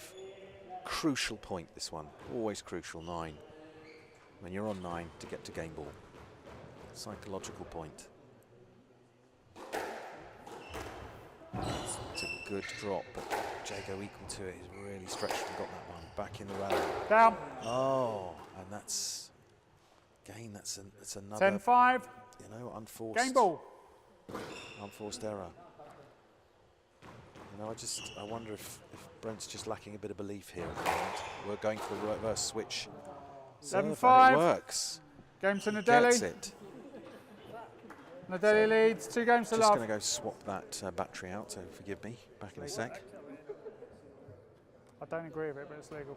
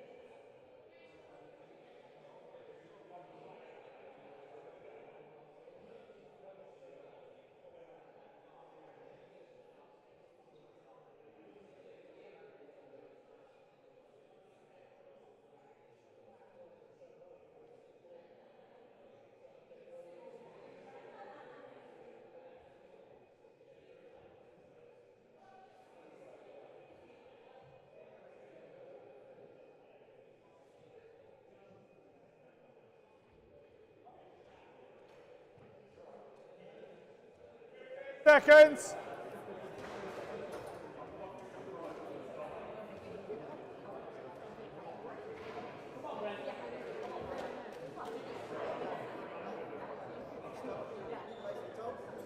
Time. Come on, Brent. Okay, so we're back, and yep, got a camera back. Oh, that's good. Nadelli leads 2 games to love. Let's change those colours. Do that in the next Love one. all. So, Jago 2 up. Brent with all the work to do.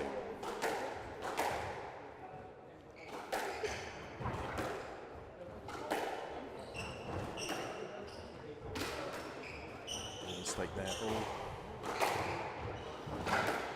A little bit he shot his way. Jago not able to take advantage, but sent Brent the wrong way love. there.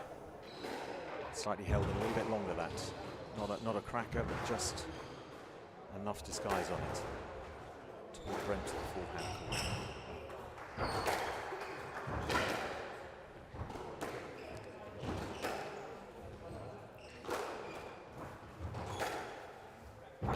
Stretching, yeah, we just lost a tiny bit of accuracy. To be expected, you know, they worked hard in the first 2 games. And as players get to that, it comes back to that whole mental and physical. Shots drift off.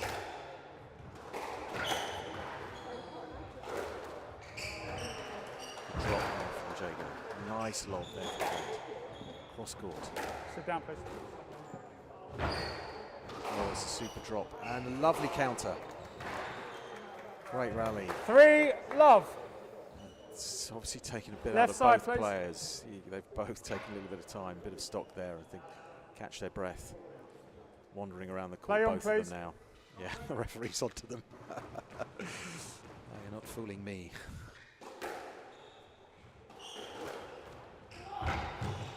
Good for Getz. Oh, yes, lovely. And out. 1-3. Yeah, that previous rally has clearly taken something out of both of them. And this is the time, if you can be mentally strong in these moments, you will probably be the player in the ascendancy. You can push through that pain. Oh, nicely done from 2-3. He is certainly a man with inner resolve, you have to say, whenever you see him. He's somebody you always think Down. he's got something about him. That And out. 4-2. bit of metal between his teeth, as it were, in a sort of metaphysical way. Oh, wow, yeah, I'm getting enlightened here. Anyway.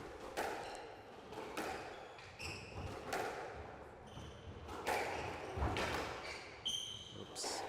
Thank you. It's unfortunate. And out, 3-4. Again, could be tired. Could be Jago tired from that second rally of this game.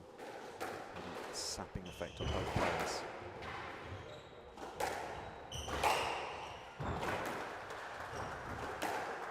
This is a better rally, tighter stuff. There's that boast again, looking to stretch Brent. Brent's there. Oh, nice floating.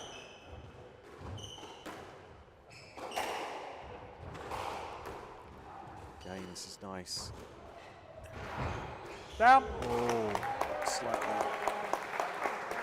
laboured stretch there, not stretching 4-4. quite enough there. But super rally.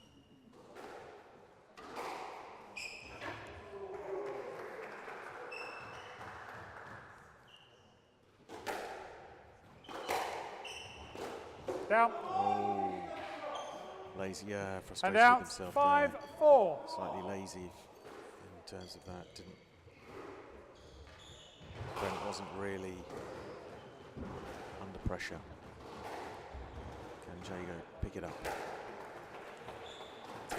Take heart from that moment.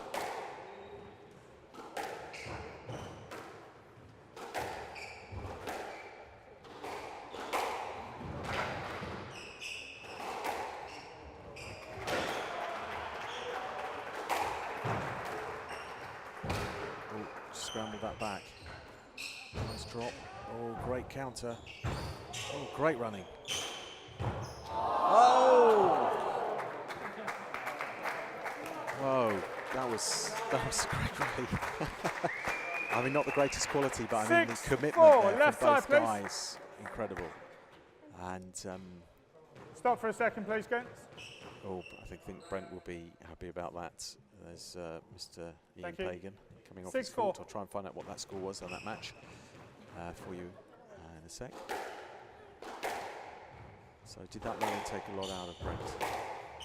And has Straight to Nadelli. Jago recovered? 7-4. I'd say probably yes in both cases. Should have cleared.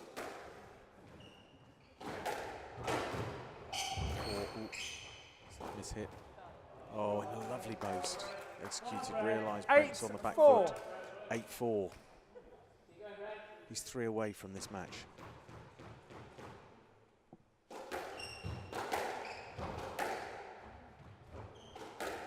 That's a nice low drive.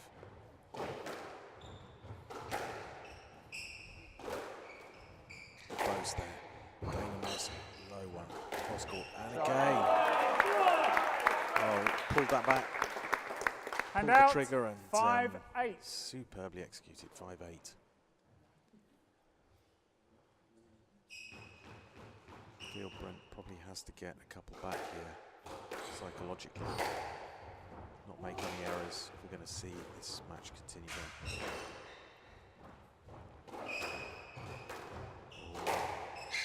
Not quite getting No to lap. 6-8. Yeah, I don't think Jago was really ready for that. It was kind of on top of him.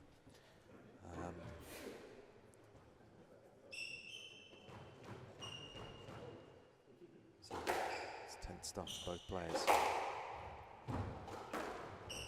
It's a mistake. Straight to Nadelli. Yeah. Yeah, And Brent's out, 9-6. definitely taking the decisions a little bit harsher internally than Jago is.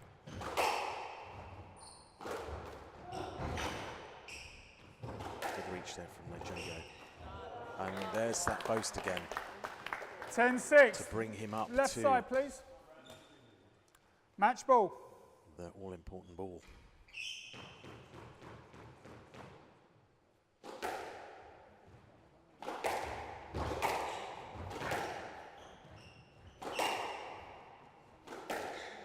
This is tight.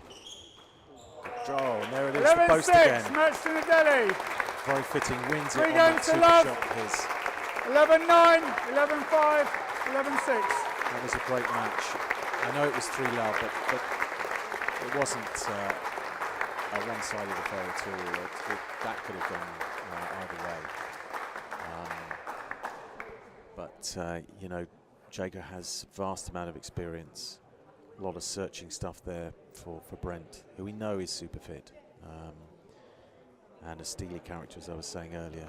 He definitely has something within him that you always feel he's a very determined chap. But very entertaining game. I really enjoyed that. The level had sort of come up there in terms of the quality of squash we've seen. Two more. For the ladies and then the men's. Not that we've had bad quality at all. I mean, they've been all excellent matches that we've seen. Very enjoyable. The time is flying by, has to be said. So next we have the ladies' open final. And this is between Rina Borami, I hope that is correct. I hope I'm not doing a disservice there. And then Hannah Knight. So Rina against Hannah. Nip and tuck stuff. Oh, here's our mark. Thank you for watching all of the games so far. Some fantastic squash. We've got 2 more matches, all on this court, so hopefully all attention will be focused on this. So the first match is the #1 seed against the #2 seed. So please welcome onto court Rina Boromeu against Hannah Knight.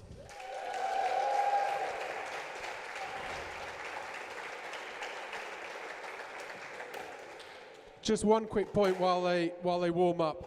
I think it's going to get pretty busy in the next 45 minutes, hour or so. So 2 things: watch out for all the wires, and 2, if you could take up as little space as possible, so that as many people can see it as they possibly can.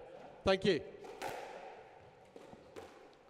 So words of wisdom there from our tournament organizer Mark and sometime ref. I'm just going to go off air for a second, see if I can find out the result of that other match that Ian Pagan was in, which I will try and do. That was the open plate, so the main plate competition between Ian Pagan and Leon Madgili, I think. Maudgley maybe. Again, I'm probably doing him a disservice there. I apologise to his family for my ineptness. But let me go and find out that result.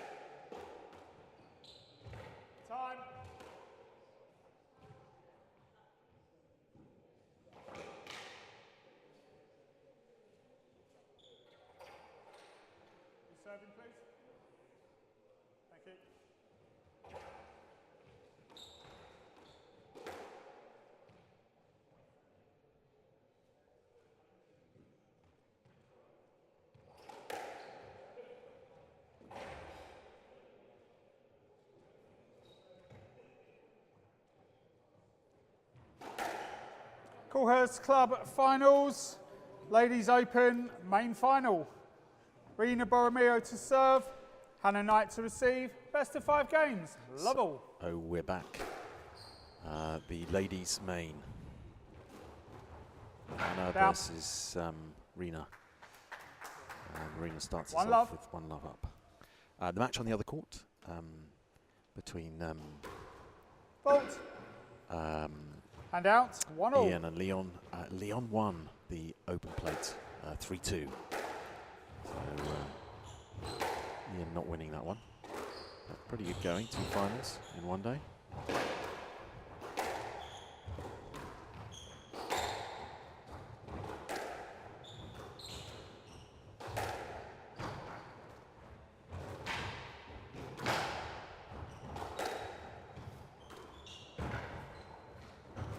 A lot of running already going on by Hannah there.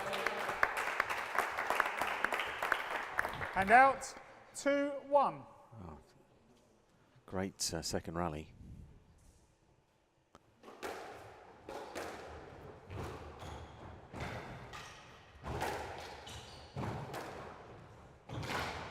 Down. Good depth there from Hannah. And out, 2-2.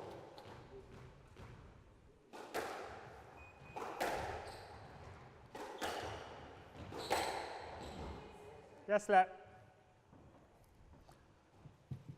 2-2.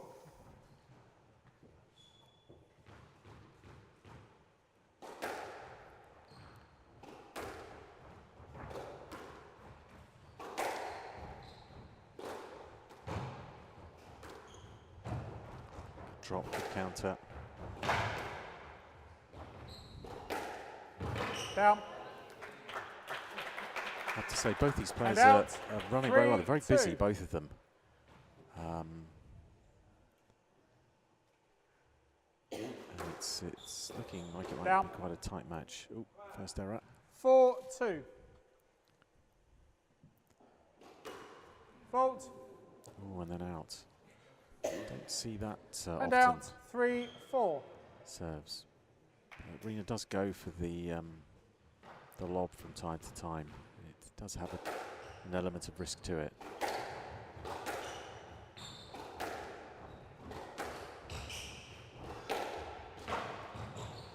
Of course, Hannah is a lefty, so I see Rina on the hand-out serve on the left-hand box a lot.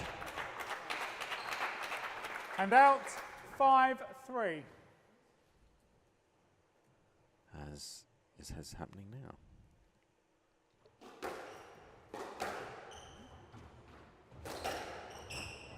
Yes, let. 5-3. I think if Hannah had been a bit earlier there, she could have been looking for a stroke potentially. But she kind of let the ball come to her. Down. She's got a very interesting Football's good. forehand swing. It doesn't really come back. She sort of takes 6-3. it from the flat. Doesn't really bring the arm back, but seems to still generate Down. quite a lot of power. 7-3. Having said that, she just did that on that last shot. But certainly when she's volleying, it seems to be a slightly smaller swing that we get compared with her backhand, which is a much fuller swing.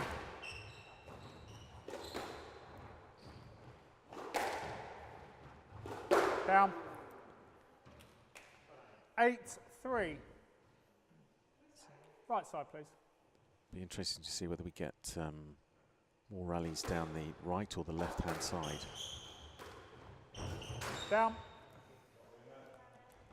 That was a lovely 9-3. drop there from Rina. So the rallies have slightly settled down, getting shorter ones at the moment. After the first couple. Oh, and a miss. That was, it's a shame it was looking like it was going to shape into a long rally there.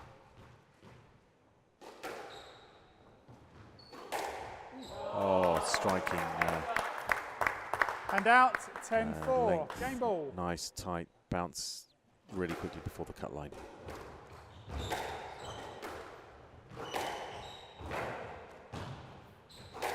Hannah under a bit of pressure.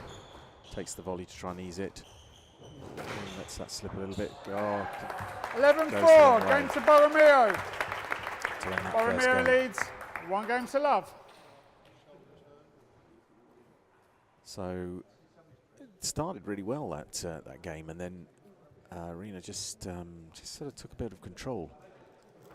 They were both running hard, and didn't feel like one had the advantage. And Rena had a couple of great drives to assert her authority. And Rena sort of caught out footed, going the wrong direction. No sort of pattern really seems to be emerging in terms of which side we're playing mostly to. The last game, the last match, we certainly in the vets, we had a lot of stuff on the left-hand court. I always say, you know, Okay, thank you. the higher the quality of the matches, often you see those played out on the backhand side, which obviously is traditionally the weaker side for most players. But it's really just probing each other out to see how weak their backhand is, and sometimes actually leads to the point where the forehand is slightly 15 neglected. seconds. And, often have this situation where some players have a stronger backhand than the forehand as their game develops.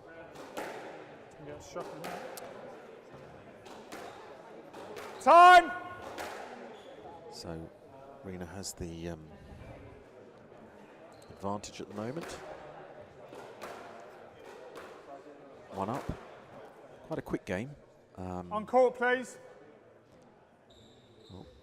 This ref is not standing for any. Miss Borromeo. Miss Borromeo. Miss Borromeo. I need you to be back on time, please. Oh wow, yeah, he's ready. Borromeo leads 1 game to love. Setting Love all. the lay of the land out there. Into the naughty corner, Rena. And out. So, 1 Hannah, love. first blood in this game. Can she come back? Nice length. Oh, that's a superbly taken drop. Lovely volley drop. And out. Very 1-all. relaxed when she takes it. Down. And that's the thing, isn't it? When 2-1. you're relaxed, not putting yourself under pressure, it is so much easier to play those shots.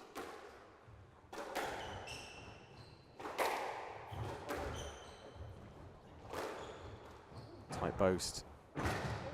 Drop's good. That was a well scrambled And drop out. there from Hannah. It was a 2-all. tight boast, and she had to improvise a little bit for that drop, but did very well. Oh, and there is another superb drop And there out. on the backhand. 3-2. Gives herself the space and cuts it across the angle to try and get it into the nick. And if she doesn't, it just means it's a hard shot. There it was flat. And as a consequence, Hannah was And there out. and able to play that 3-all. boast. So this feels like a tighter game already than the last one. Stroke Oh, to yeah, it's Borromeo. unlucky. Cut across herself there, Hannah. And out. Didn't have to do that. 4-3. Not quite sure why that happened. Goes for a winner. Doesn't come off from Hannah. Rena's under the cosh a little bit. It's all got a bit loose now. Can we tidy this up? Yes. Oh. Down. I can't tell if that was a deliberate boast or it was because And Rena's backhand was so 4-all. tight that she was scrambling somewhat to get that ball back, and it became a boast. Oh, that's lovely. Effortless. And out. 5-4. Game. Very relaxed, Rena, when she's playing these sort of tight shots, going for it. A bit wayward there from Hannah.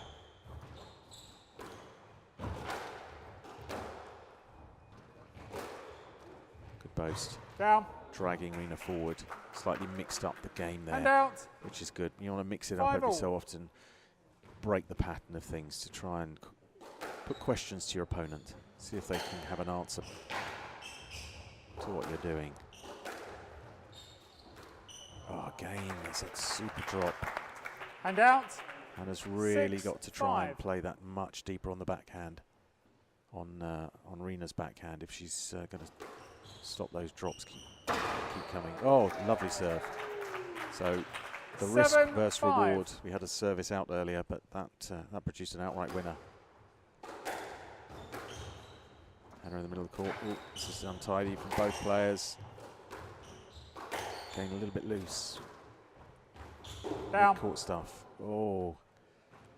Hand out. There we go. 6-7. Ooh, is there a crack showing? I mean, that's that was probably the easiest drop that Rena had out of the 3 or 4 she's Down. played.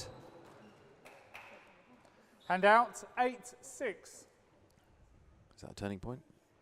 8-6, still close. Only 2 points in this. Down. Hand out. Rena's 7-8. definitely lost her way a little bit, I'd say.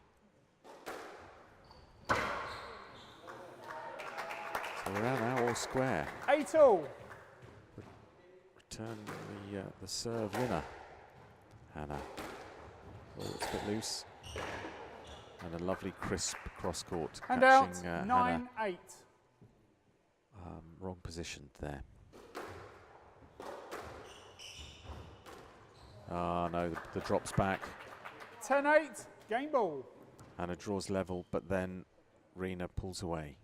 Another game ball. Good service. Forces a slight error from Hannah.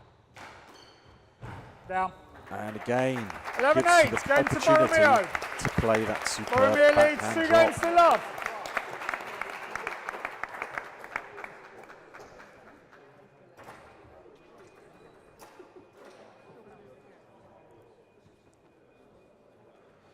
So Rena 2-0 up. That felt a much closer game there, and Rena was put under a bit more pressure. It still requires a little bit more accuracy from her opponent, just to try and get more pressure on Rena. Hannah's really got to keep it deep. We had a lot of middle of the court stuff towards the mid to latter point of the game there. But Hannah did put Rena under some pressure at some moments. But every time, pretty much except for the one, we had probably the easiest one that Rena missed.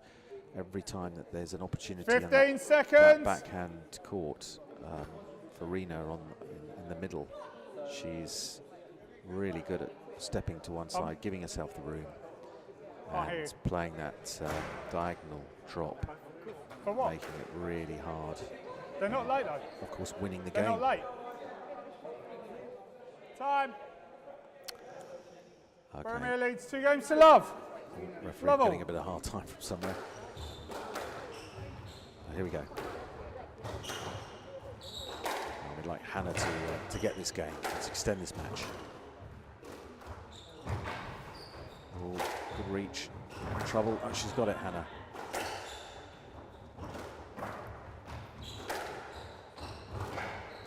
Game with a boast. Oh, lovely bit of improvisation there from Rena. She does have great racket control and 1 love. just slightly caught, but she managed to improvise that into a winner. Oh, didn't make that drop. Okay, it's not quite as well executed as we've seen earlier. Hannah getting it to the back. Can she? It's a bit flat. It's to Rena. Oh yes. And then out of nothing comes a superb And drive, out. hitting the nick. 1-all. That should give us some heart there.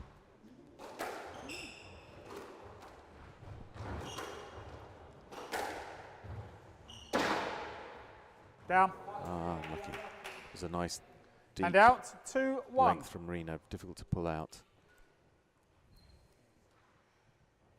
I think Hannah's possibly feeling a little bit. She's doing a little bit more running.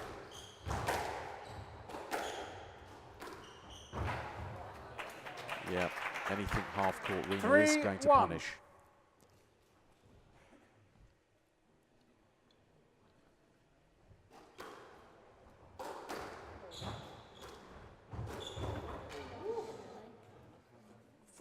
I was unlucky. I thought Hannah might have picked that one up, but just clipping the tin there.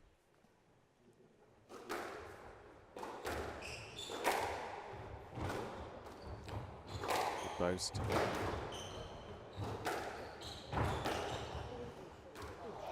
Oh, picks it up nicely. 5-1. Right Very side, please. adept at just dropping those. Right.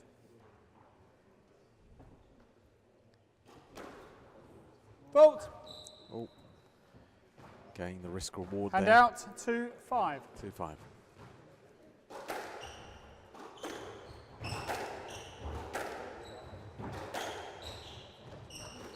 Down. So that was much 3-5. better from Hannah there, much deeper her shots in that rally, putting Rena under pressure.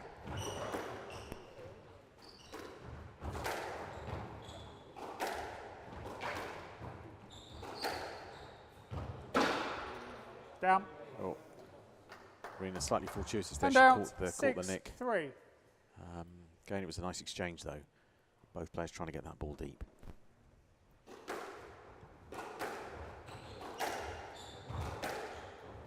Again, this is a good rally, forcing the boast there from Rena.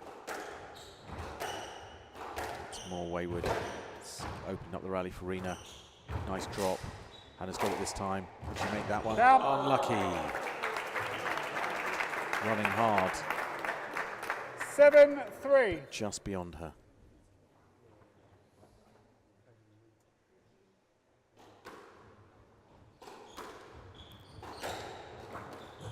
Again, this is too mid-court from Hannah to try and get this further back. Why? Are you asking? No? No? Oh, a bit of confusion. So the reason being? Why are you asking? I thought it was minimal, so no let. And out 4-7. Okay, so Hannah asked for a let, but she'd already played the stroke. I think that's probably what the referee is saying, and was probably saying there wasn't actually a let there. And Rena couldn't get to it, so hence no let there. That was Hannah's point. Meanwhile, lots of deep, really good shots from Hannah. Has that maybe fired her up? 5-7. That decision was deep. Oh, that is a super shot from Rena. And out 8-5. So she's within 3 points of this match. Can Hannah turn it around?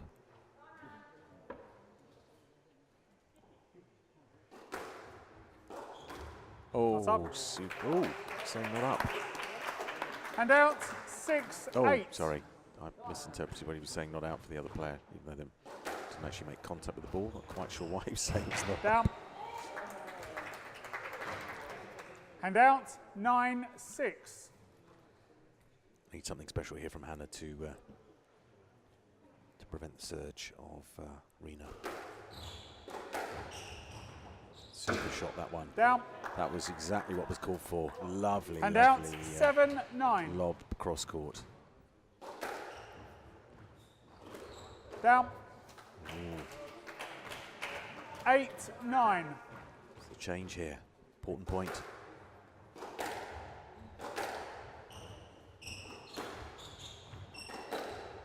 Oh, miss hit. Can she get there? She can. Down. Oh. That was And a out great rally. 10-8. Great rally. Match ball. Down. Oh, and there it 11-8. is. Match to Borromeo. 3 games to love. 11-4. 11-8. 11-8. Well, the audience certainly loved that. We're now on to the last match of the evening, the men's Mr. Carmen. final. Mr. Carmen. Rule.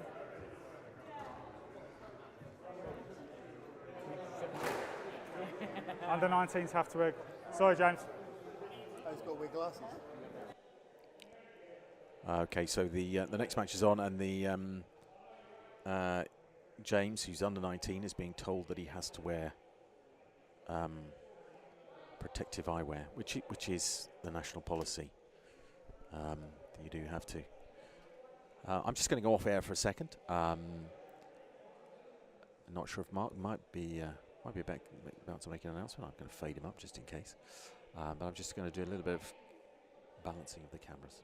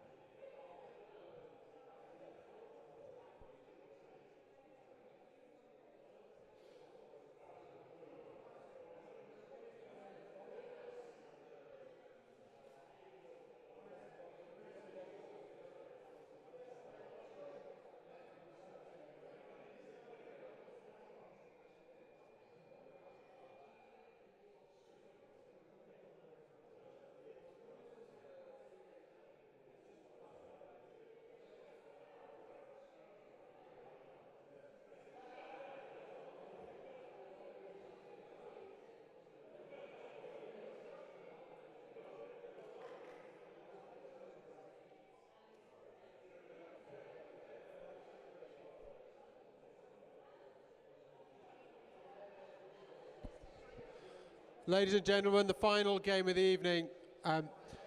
Well done to the ladies on a great game. The final game is the open final between the top two seeds. It doesn't need any introduction, and I've spoken to about 20 people, and it's about 10 each. So it's going to be pretty close. I'm sure it's going to be a great game. So introducing the top two seeds, James Carman against Steve Thompson.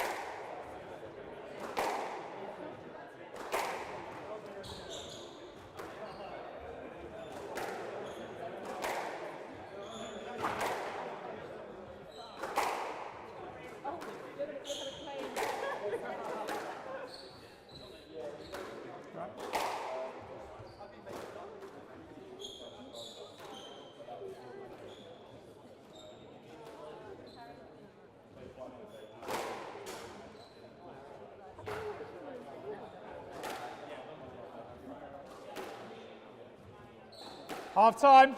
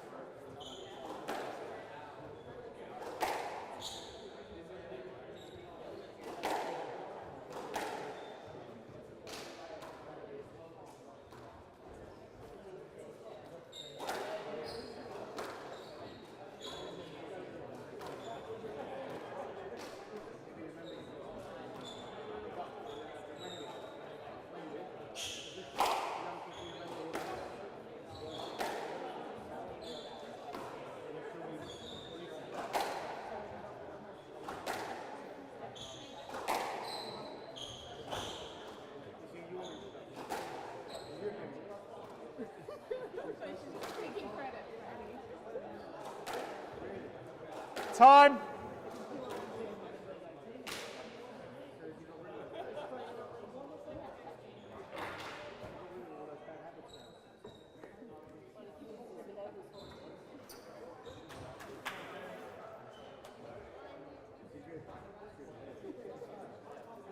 $90 seconds. It's not PSA event.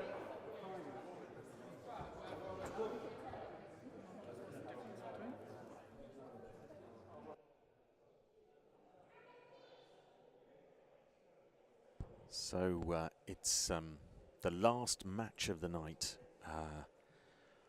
the men's main final, and we've got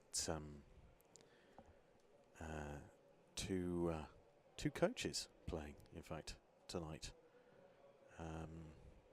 So we've got James Carman against Steve Thompson.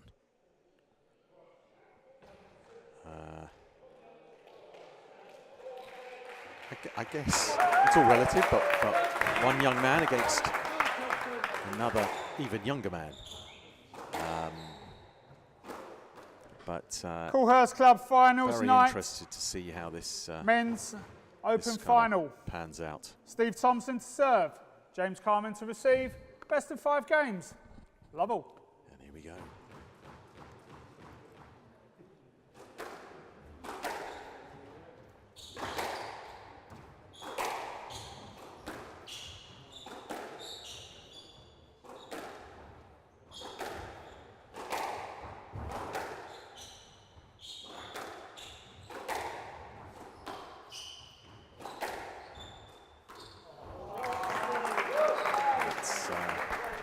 That's a super One love. drop there from Steve. I sort of wonder if love. Steve's drops are going to determine the outcome of this game, if they're on fire or not. I mean, he's really developed as a player from when I first And out, knew him 1-all. here at Coolhurst, as everyone knows, of course. But you know, every year his game gets more and more refined. Yes, that. I think James is looking for something more there. Yes, that. 1-all. I think the let is the fair result there.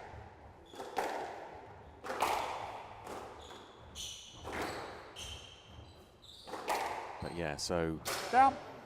Stephen's always he's 2-1. slightly unorthodox swing, and it's sometimes difficult to read those drops that he has. And if they're firing, 3-1. he's very potent.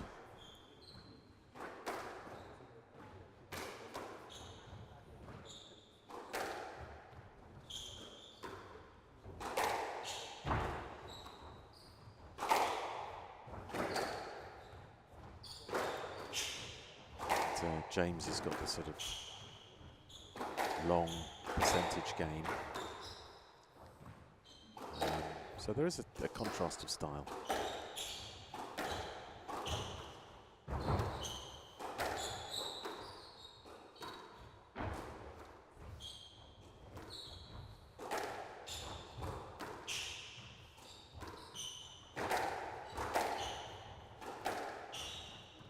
So as expected, it's pretty crisp at the moment. And there's a lovely drop there.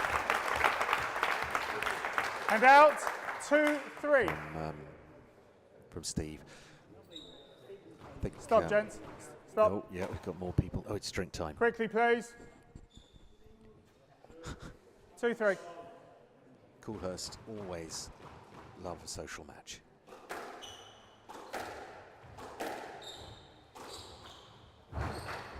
Nicely stretched. And that's out, a lovely shot, 4-2. very mature shot really. I mean, a lot of players, particularly James's sort of tender years, would have slammed that down the line and actually brought Steve back into the rally. But, thought about it and dropped it. And out, There, 3-4. played a bit of an error. But it's tight at the moment. No one really emerging so far.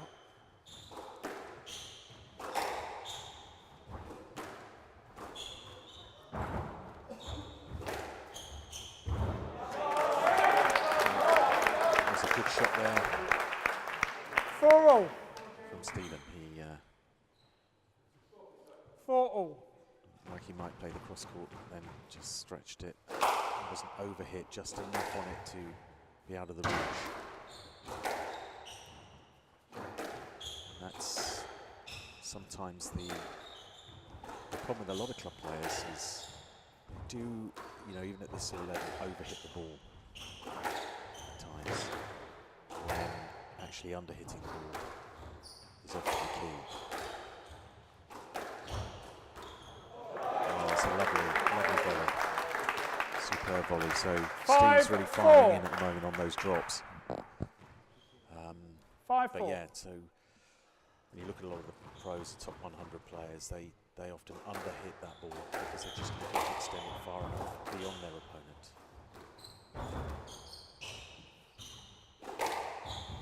Notable is Cameron Pilley, who played for the PSL Yes, here for Coolhurst. Everyone raved about his prowess of hitting the ball 5-4. hard, has the world record for hitting the ball the hardest, but actually if you watched him, he was a master of massively underhitting the ball, just hitting the perfect length. Steve not happy about something there. Not sure why he raised his arms. He was talking too much. My apologies.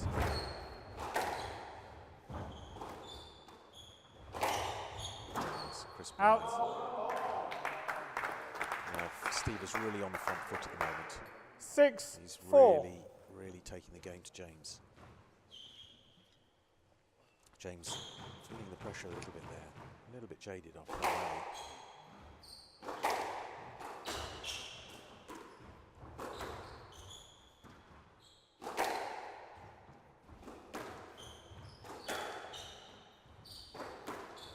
James has got to steady down, find the length.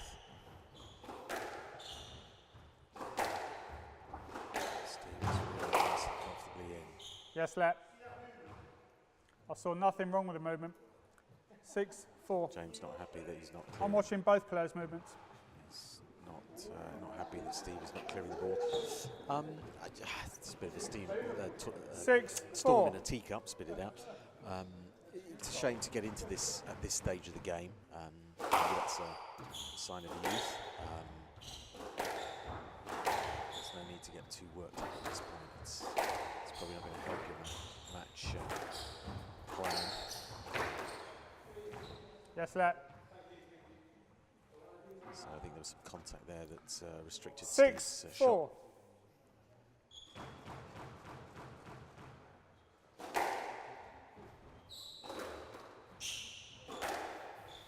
Strokes Carmen. Yeah, too close to the body. And out, And 5-6. at first it looked like James wouldn't get there, but he's sort of just about there, and he's using the ball, deflecting the ball into the sideboard to show that he was there.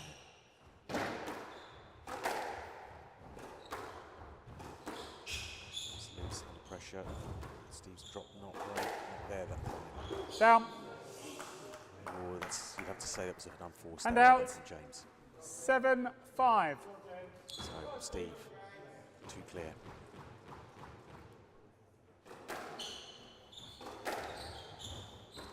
It's a great drop and a good pickup. Loose. Oh, it's another great volley, but a good pickup again. Oh, it was a good shot there from Steve. James, you can see, was a bit upset because he probably should have picked it up. I know that. I think that just I know slipped. that was a mistake, so. No. 8-5. I think it was, yeah, just came out of his. I don't think he was deliberately trying to throw the racket across the court. 8-5. There. Quickly, please. I hope not, anyway. Just adjusting the glasses. Yes, let. So ball coming off the side. 8-5. Trying to demonstrate there that he could have played a winner and wanted to stroke. Because Steve's serve was weak. Does always fire in this service is Stephen. Doesn't look to put his opponent under pressure. Oh, that was good. Lovely. Down. Looked like he was going to play the drop. Just held it a little bit longer. 9-5. Extracted enough forward movement out of James to make that return harder for him. Oh, that was almost well, it was a winner in the end, but it was almost a perfect winner. 6-9. It's a super shot to take from that reverse.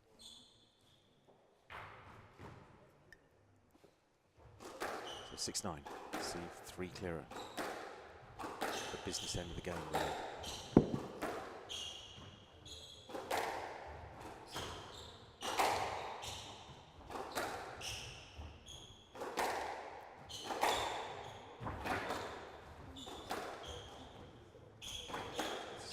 Squash on the backhand here.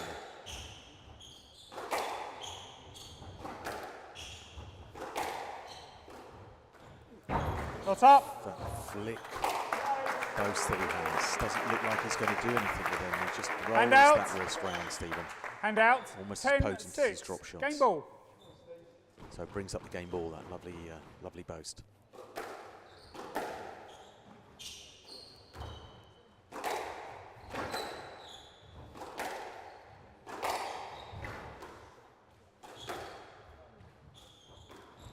Not up. Oh, superb drop. Hand out. 7-10. Game Great ball. shot under pressure. There's still lots of work for James to do. He wants to extend this game. Down. And unfortunately, 11-7. Game to Thompson. So Steve Thompson takes first leads. blood. 1 game to love. So as I say, Steve takes the first blood there, and James with the work to do. I feel that James really needs to get that length working. It's at times been a little bit loose, so we've started the rally well, and then in moments where it's just popping out, he's just hitting that sidewall, and it's not quite finding its mark at the back of the court, and that's allowing Steve to just come in, play a volley or a drop, or move to the front and start dictating the pace. And getting the error from the back of the court from James. So, I mean, James he's got a man with a lot of talent, and he plays a nice free-flowing game. But just maybe a little bit work on the management, possibly, of what he's doing, and consistency that comes with that. That's my humble opinion, anyway. You might disagree. The comfort of your armchair or wherever you might be at the moment, and we have Well, tonight, folks, we've had almost 200 views, so it's not necessarily 200 people, but people have come and gone 200 times. At the moment, we have 40 odd people watching, which is fantastic. So thanks very much for tuning in, and I hope you're enjoying the game, and I'm not boring you to death, and the squash is entertaining you. So, can James pull it back to 1-all, or is Steve going to push home that advantage he has? Always so key to win that first game. It gives you so much confidence to try and push on. It means the other player has to work that much harder in the mental states. Yes, let.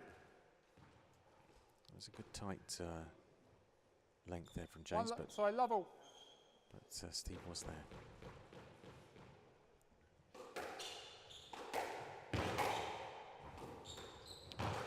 Good length there from Steve, forcing the error. Another error there from James. James on the back foot, but he's tidied that up nicely. Oh, good response there from Steve. Really pushing on the front foot, Stephen here. Good drop, sent Steve the wrong way. No let. A little fortuitous there, James. He kind of mishit that, and it's gone round the angles, and Steve was slightly fooled into the wrong way. Goes for a drop. Oh, it's a very high one there from James. The counter drop. Good drop. It's again that potency that Stephen has, particularly on that backhand.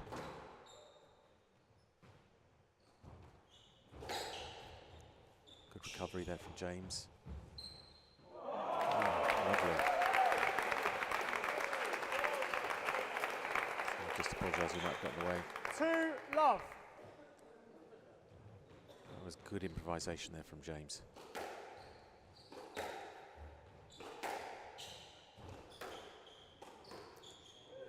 Yeah, it's nicely done. 3-love. Steve's questioning it. Yeah, he did cut across him, but Play on, please.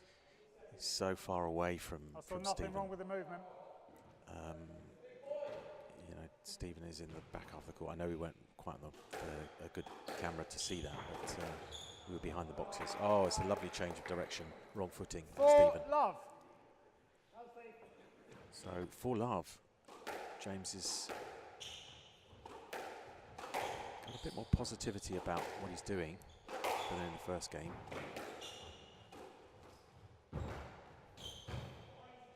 No let. Yeah, I don't think it was too tight. It was that half a line, but you went forward first and then darted. That's why it's a no let. 5-love. Right side, please. Well, the ref is nothing but positive about his calls. Right side, please. A lot of self-belief. Very difficult job when you have two people disagreeing with you. You know. You went the wrong line first. This is probably taking too long. They need to get on, really. So here we go.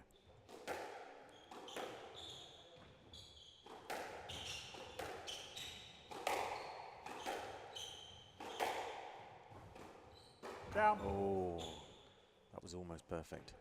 6-love. 6-love.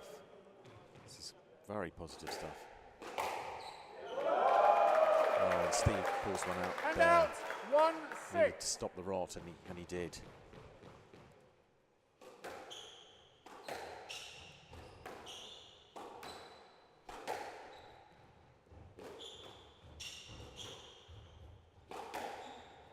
Good turn. Cross-court volley. Ooh. No let. No. Yeah, again we weren't on quite on the right camera. Mr. Carmen. Difficult to see from that angle that we had. Mr. Carmen. See what the ref You went says. straight into the line. It nicked out. No. You went straight into the line of your player rather than the ball. No. I've given the explanation, Mr. Carmen. Please play on. So basically the referee's saying you played the man rather than 2-6. the ball. The ball went in a different direction to where James thought it was going to go. But James ran towards the man is basically what a referee is saying 2-6. there. 2-6. Is that going What's to, up? oh, I was about to say, is that going to And mentally out. disturb 7-2. James and let Steve creep back up? But he's pulled one out. Superb boast. Oh, And out. double hit. 3-7. So it was a good reply boast there from Stephen. Caught the nick partially. And James is already into the shot without realising actually where the bounce was coming out of that nick. So he mishit it. Down. Oh, almost superlative. Just top of the tin. 4-7. Pulled Stephen across for that, thinking it was going to be a backhand caught drop, but of course he put it to the forehand. Unlucky.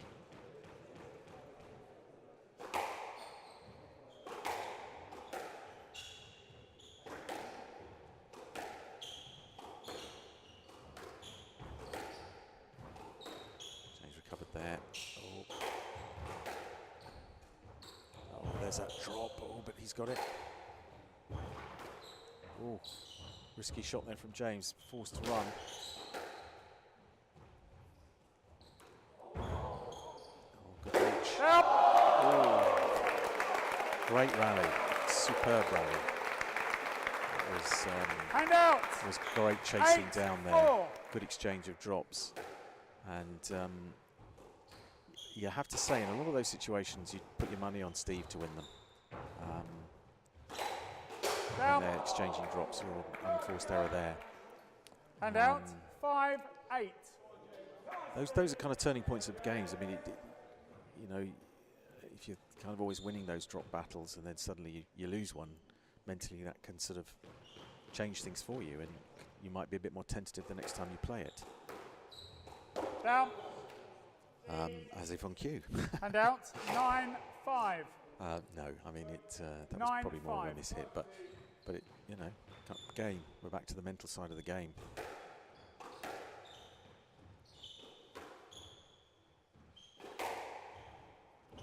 Down. Oh, lovely nick, lovely width. That's what you're always looking And to out. do, put it right into that corner. 6-9. And I know people always think, oh, that's a bit of luck or whatever, but if you're in your mind, you're thinking that's where I'm trying to put it, then it will, a lot of the time, go there. You're always going for it.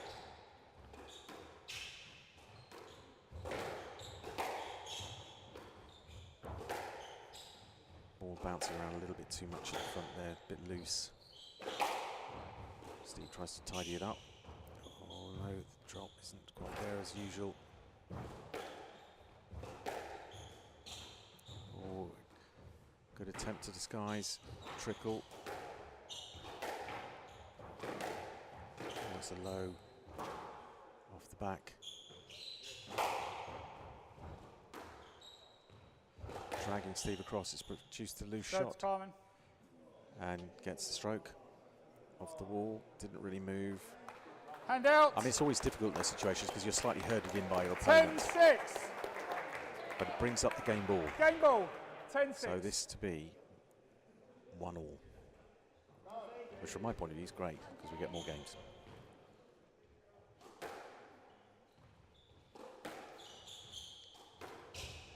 Tried to disguise a shot, didn't work well, but the drop is good. 11-6. Going to Carmen. 1 game all. Wow, they're loving it up there. The camera's shaking like crazy.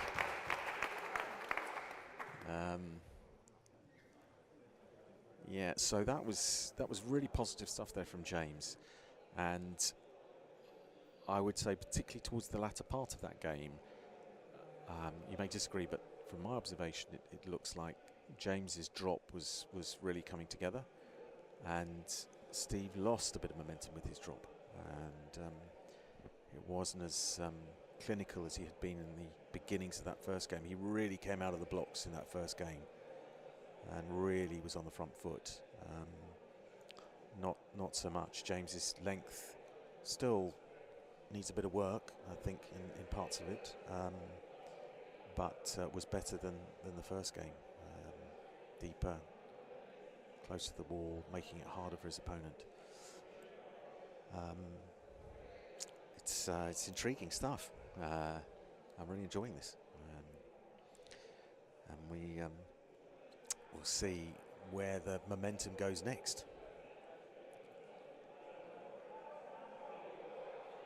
I'm just going to take 2 minutes so you don't have to listen to me anymore. Back with you in a second.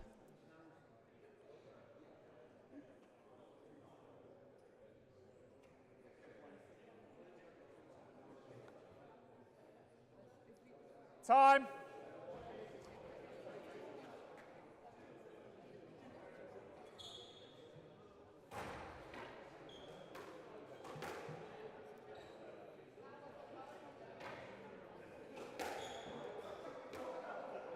One game all. Carmen to serve. Level.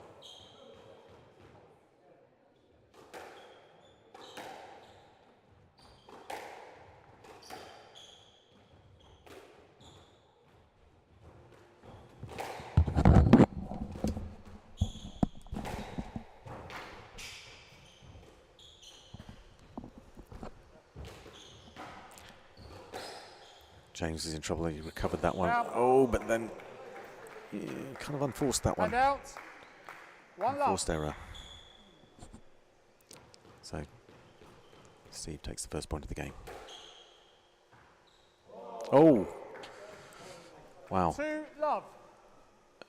Yeah, well, he's going for a serve. It's going to come in sometimes. He's floating it up. I mean, he does sometimes put in those serves. I know most of the time he doesn't think about it. He just blasts it. So Steve is definitely coming out of the blocks. 3 love. He's trying to keep up that intensity he had in the beginning of the first game.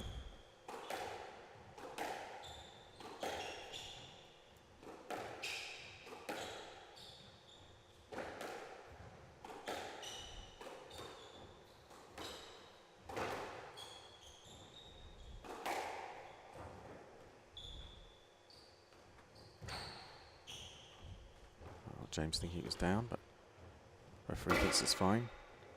Down. Pick up was good. Pick up was good. Yeah, he's questioning it now. 4 love. Yeah. Left So- side, please. That was a rally I think James really wanted to win. Bit of respite from the intensity that Steve is putting in at the moment.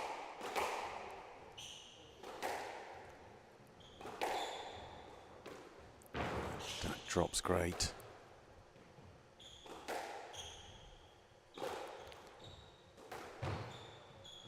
Held that ball nicely, James, but came across too far to try and anticipate, but he has still won the rally. Hand out. 1-4.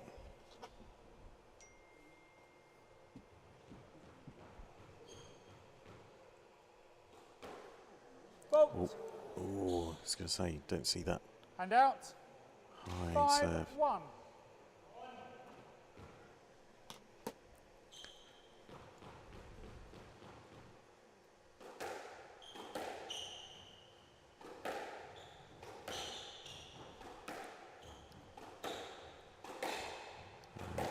Bit of chess, looking for the mistake. Steve's put in that post. Oh, yeah, managed to just get there. Held the ball to try and make room. Down. Oh, and he's just completely mishit that. 6-1. 6-1. So this is intriguing stuff, really. You know, it's a reverse of the last game.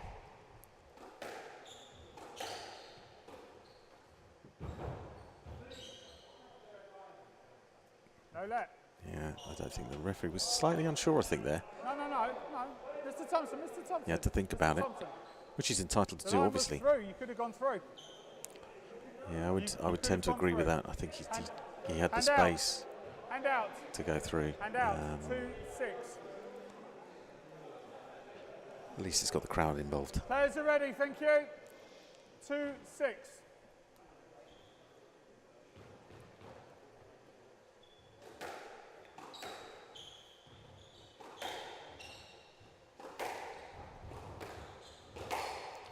Steve just stretching James, but he's back in the rally. Ooh, just managed to get that back. Caused a bit of problems for James for it. It's loose at the moment. Not a great drop there from Steve. Put himself under pressure. I don't think that's a let. Hold on, gentlemen. I'm going to play let. No, stop. Right. I felt you could have gone through, but there was enough interference for the let. And out, sorry, 2. I think probably actually that's a wise call, because he's just maybe trying to cool things down a bit. Actually, it's got a little bit feisty. It's a final. Why wouldn't it?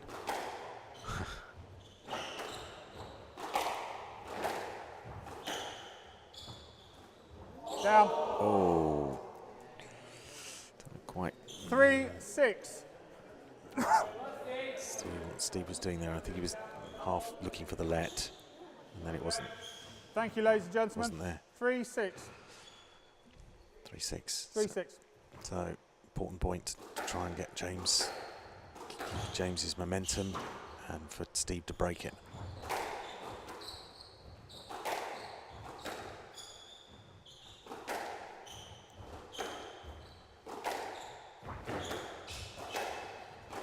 It's a little bit loose at the moment for the chaps. Down.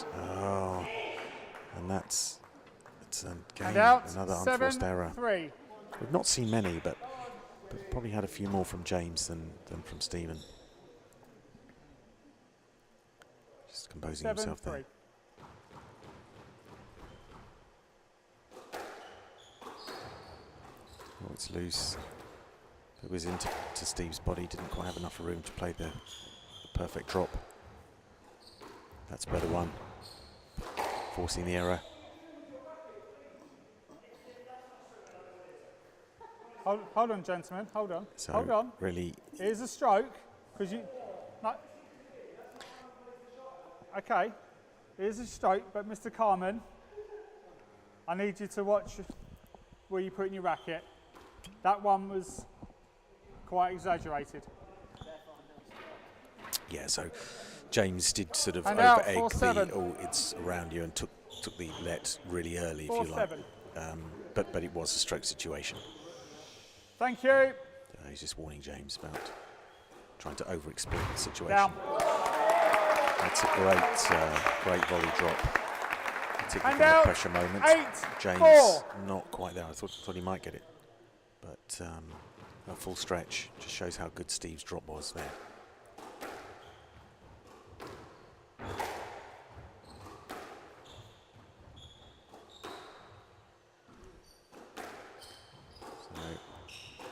Both looking for the error moment from the driving. Oh,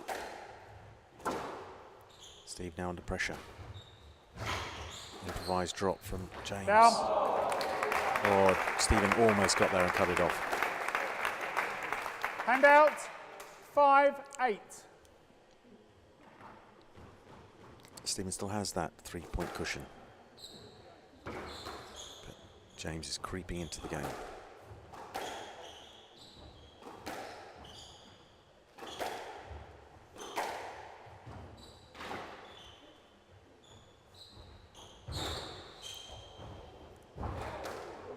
Oh, wow, a little bit dangerous. Should have gone down the backhand. Great rally though. Good. Both players had the ascendancy in this rally. James under the cosh, and that's a great shot. Steve loving it. Backhand volley, slightly off balance, and he nicks it. I think it looked like a roller as well. And out. 9-5. So 2 away from the game.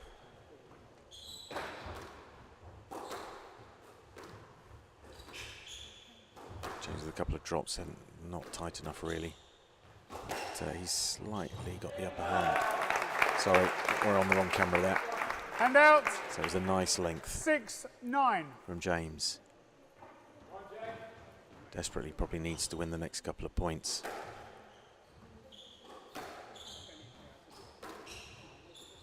Down. Oh,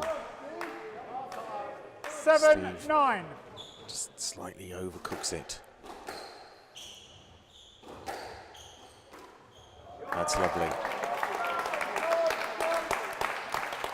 And James And really out. made the error by putting it down the middle of the court, 10-7. but Game that was ball. well taken. Here we go for a 2-1 advantage.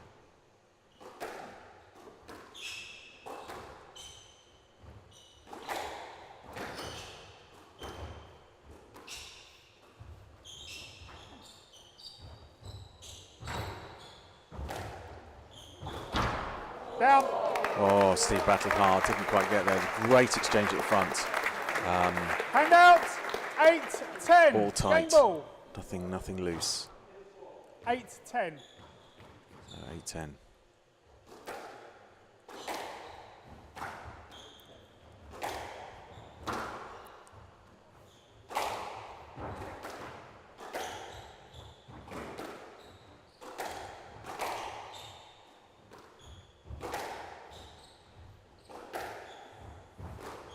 Wrong foot's James. He's got the rally at the moment. Can he finish it off, Stephen? It's another retrieve from the back. Oh, we're in a repeat. Just maybe a let off there from Stephen. Oh, it's a high drop. And that's a lovely played volley length. You can see the commitment from both players. They're really stretching hard all the time. Does the court need wiping? Does the court need wiping? Let's see who asks or responds. No, neither of them. 9-10. Neither Game ball. know. So Steve, 9-10. sure wants this game over. James wants to extend it.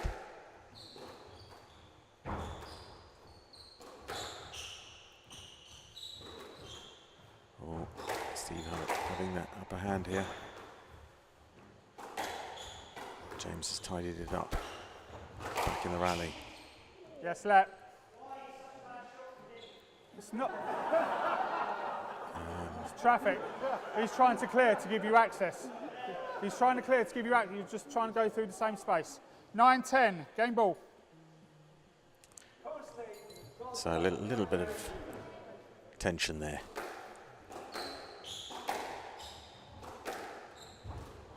Wrong foot's James. Can Steve finish it? Not quite. James is still in there.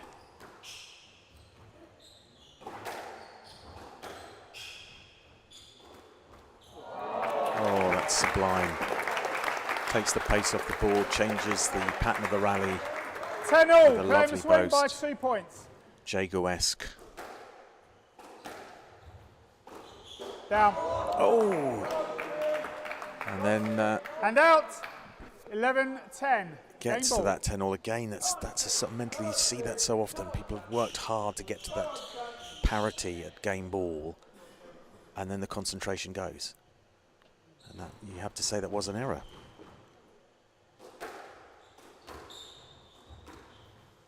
Steve not quite putting the drop in there that we used to, but it's a great recovery on the length. Oh, that's a better drop. But James is equal to it. He's hanging in there, and now the rally's parity again. Oh, nice attempt to try and pluck that out. Straight to Thompson. Yes. An error. He was there, he was on it. 12-10. Game to Thompson.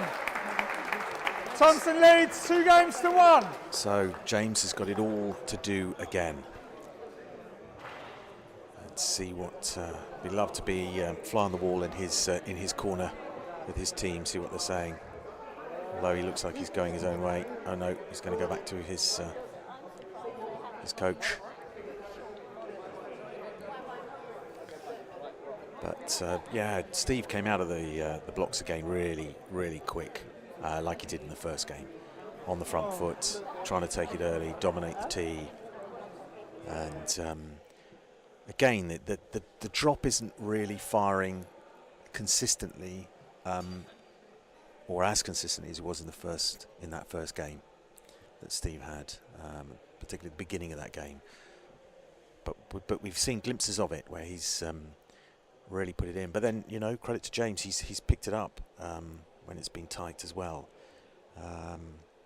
So it just shows, you know, Steve has got to play it really well to get a winner now at the moment.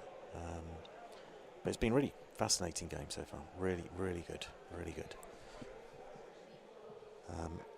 Oh, it just increased our viewer numbers. Thanks for joining us. If you haven't, I hope you're enjoying it. And we had a bit of niggle there in that game. Hopefully it won't won't go any further. Just really want to just see the players get on with it. But we've all been there. We've all got very frustrated with the game. And then you tend to take it out on your opponent somewhat if you don't feel that they're quite clearing the ball or they're making a meal of something. It can be a bit frustrating. But, you know, I don't think there's any foul play intended from either player's part. And it's nice to see when they have kind of interrupted one another, there has been a kind of apology. It's actually bizarrely more when they're not making contact that they're moaning at each other. So it's hopefully won't deteriorate. I don't see any reason why it would do. Conduct warning for Carmen for delay of game. Oh wow. Thompson leads 2-1. Thompson to serve. Conduct warning for flicking the ball around for too much. I don't even think Steve was aware of that. He is. Conduct warning for delay of game. Yeah, see, Steve wasn't quite sure what was going on there. I don't think he was aware that James was trying to delay the game. I don't think really James was. Down. It's a great drive. And see, out. 1 love. When you do the basic things really well, it brings you points. Stephen to run there, but it's a great drop from Stephen, but equally a fantastic drive down the backhand. I wasn't sure he was going to get there, but he did, and he served it back with interest.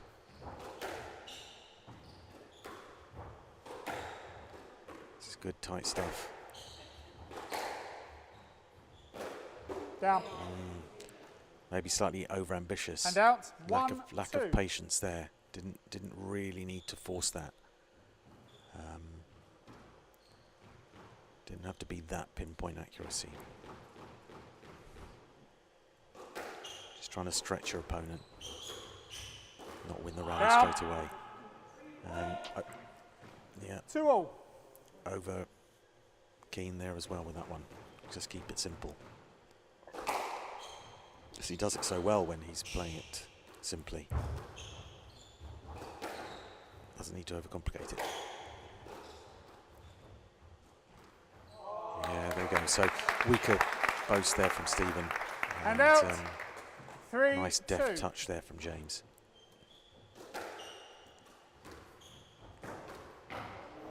Oh, now he's got that flick. 4-2. I've seen before as can be quite lethal when he's got it really going. And that's the first one we've really seen happen. He's tried it a few times. But and out. 3-4. Stephen's not lying down. Straight back with a clinical drop. Steve-esque style.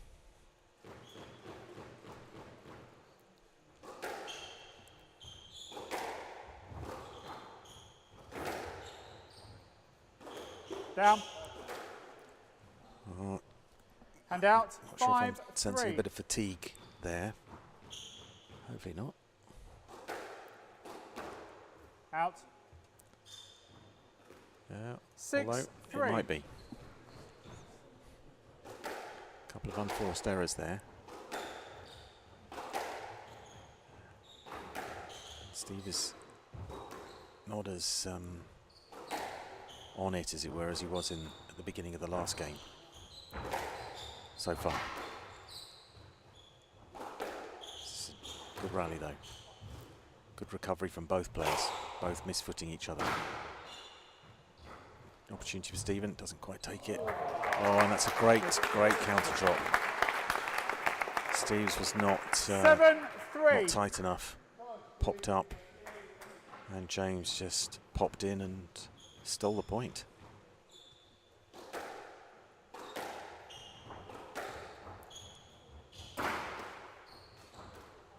Bit loose there. Again. Down. But got away with it. Didn't really need to do that sort of jump and run, sort of improvised shot. Risky. Yes, let. But it worked out. Asking for a stroke, really. Very could have gone a little bit more to the ball. 8-3.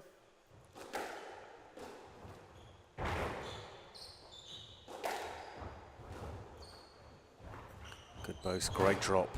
We got it. It's a scramble. Oh, and he's brought it back. I think Stephen is a little bit jaded. from what I can see. 9-3. He may be saving himself for the big five, the big finish in the fifth. Could be a tactic even. A little bit high there. Oh, that's superb, superb. Thank you. And out, 4-9. Yeah, Steve really playing the perfect drop there.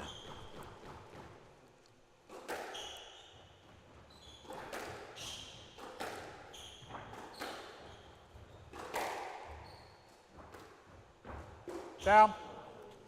Oh, and then lets that one go. And out, 10-4. Game ball. Quickest game so far. This is closed out here.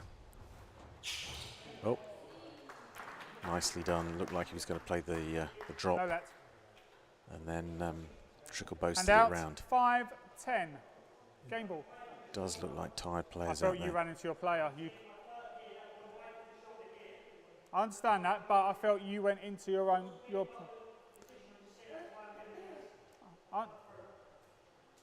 Are you requesting time? Are you requesting time? I'm asking, are you requesting time? Okay. I was worried he was going to be accused of wasting time. The referee was complaining And about out, being hit in the 5-10. throat Game ball. by Steve's shoulder, and the ref said, "Do you want some time? Like your 3 minutes." And I think James thought he said, "Oh, you're about to accuse me of wasting time." Oh, that's well plucked out. I'm not sure that really 6-10. benefited James having that Game ball. conversation, because at this stage I sense that Stephen is the tighter of the two men there.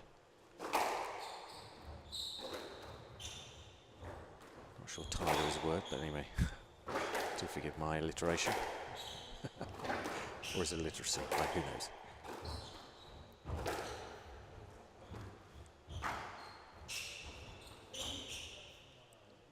No lap.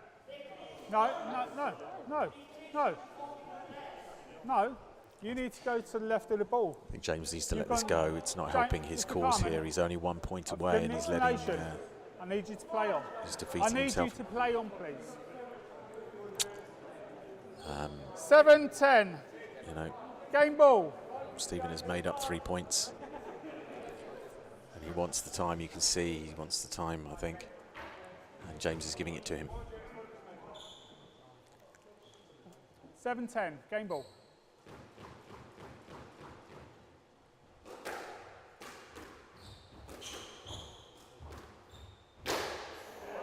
Oh, 11-7. a little Game to fortuitous. Carmen. So it was a 2 quick game. games all.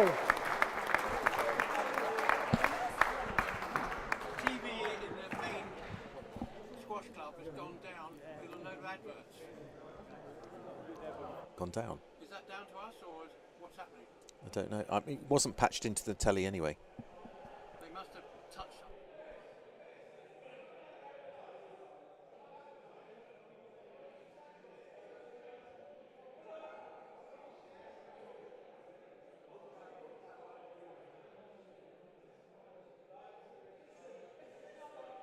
Sorry about that. Nigel came in and was telling me about the TV not working. Anyway, so back to this intriguing match. 2-2. Couldn't have asked for more, really. We're going to have a fifth. That's brilliant. If you're not here, it's absolutely rammed. The main gallery here, which is fantastic to see. And a really fantastic evening of squash. Really great coming together of all the members here in the squash section, which is lovely 15 to see. seconds. And as I said earlier, if you were tuning in on the first match, you know it's good to be back at Coolhurst. Somewhat feel it is the home of London squash.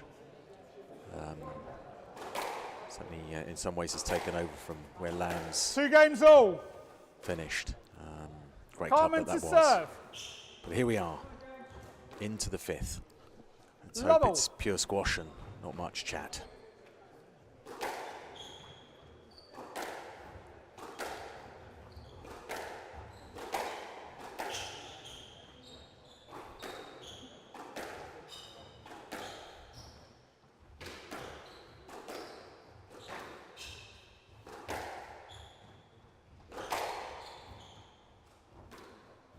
Down.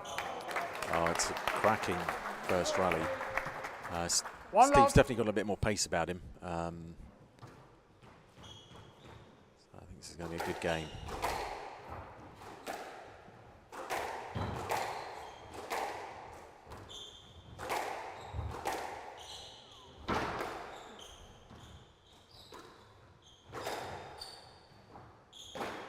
Down. Oh, that was unlucky.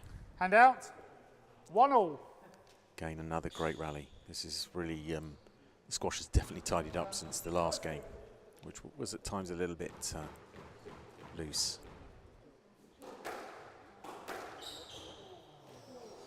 Ooh. Asking for a let here. Go to Thompson.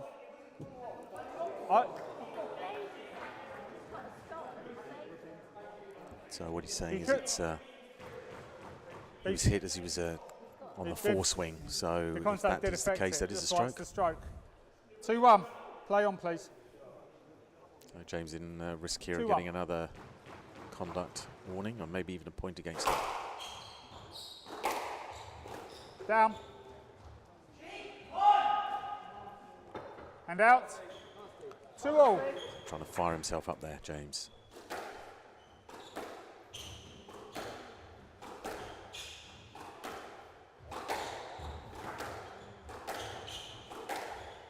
No let. No let. Yeah, Nice. Steve kind of went the wrong way. He was hoping to get in front of 3-2. James and take a volley, but the ball was a little bit too quick.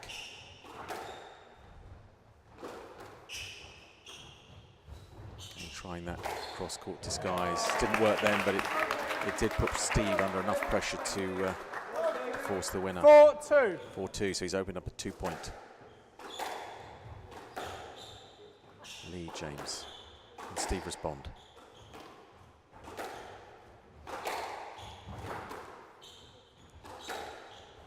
Down. There's one of them. And out. 3-4.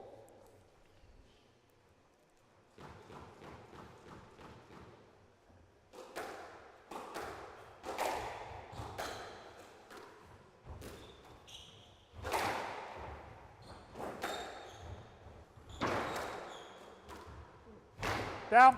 Oh, lovely drop.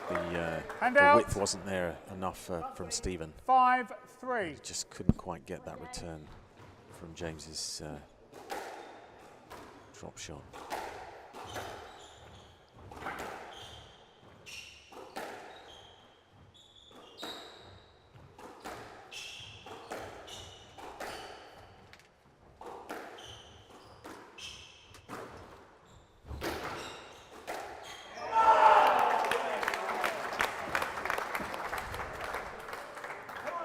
Six, 3. 6-3, he's opened up a 6-3. point cushion. Fired up by that. I understand. It's fine.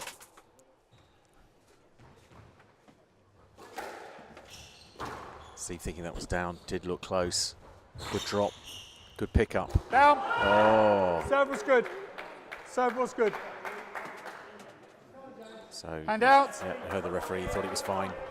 4-6. Kind of made an error though, James. He had the whole court and maybe should have put it into the backhand court on a cross court rather than trying to be too precise with the drop. Easy to say, of course.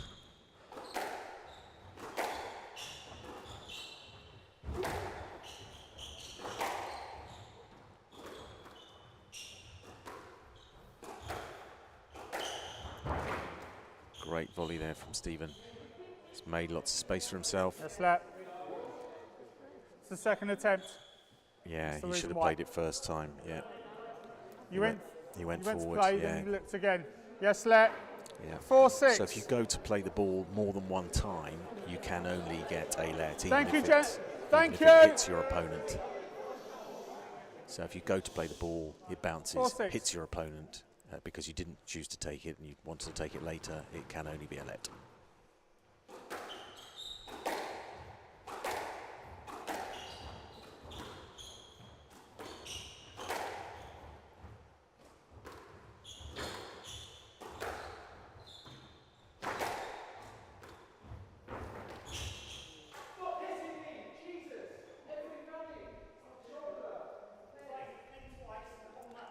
it is getting a bit out of hand now.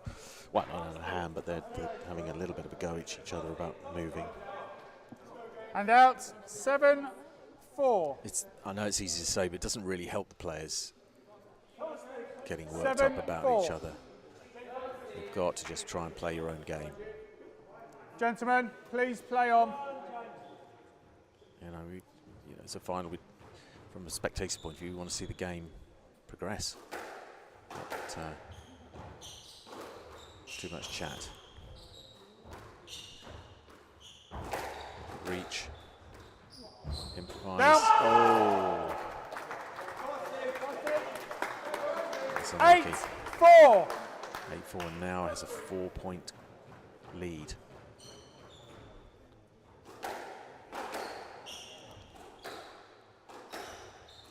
Down. It's loose. You have to say there was And not out. a lot of pressure there on James. 5-8.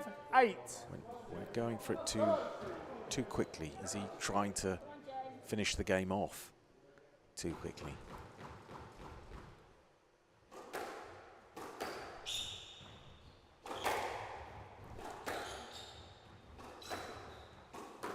Out. 6-8. So Steve's back within 2 points.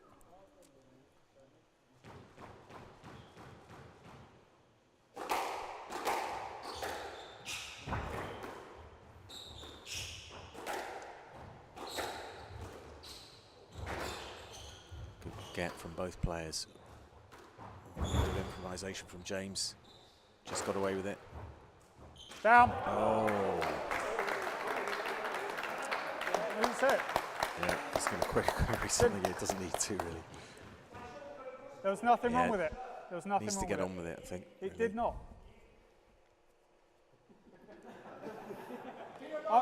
Mr. Carmen, I saw nothing wrong with the shot. Please. I'm saying to you, I saw nothing wrong. The rally stands. 7-8. Play on. So he needs to get on with it. 7-8. Get back in the game. This doesn't do him any favours.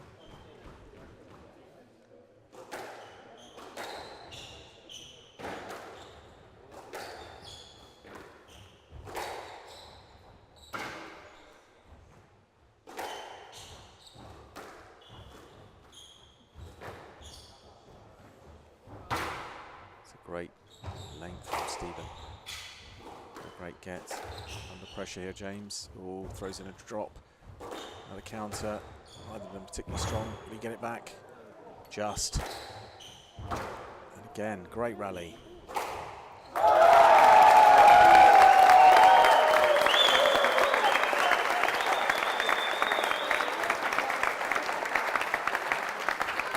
To say, Stephen is looking very gritty and determined.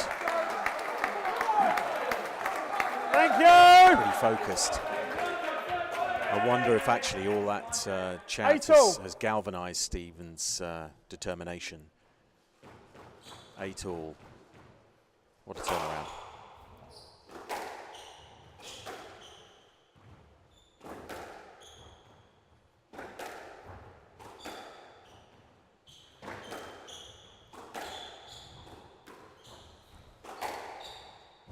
Both players resetting in a way. It's much calmer, the rally. Strike. Oh, that was close one. He was going the wrong way, Stephen, but did manage to correct himself. Right side, please. 9-8. So James needs to really compose himself, put all that stuff behind him, and get back in.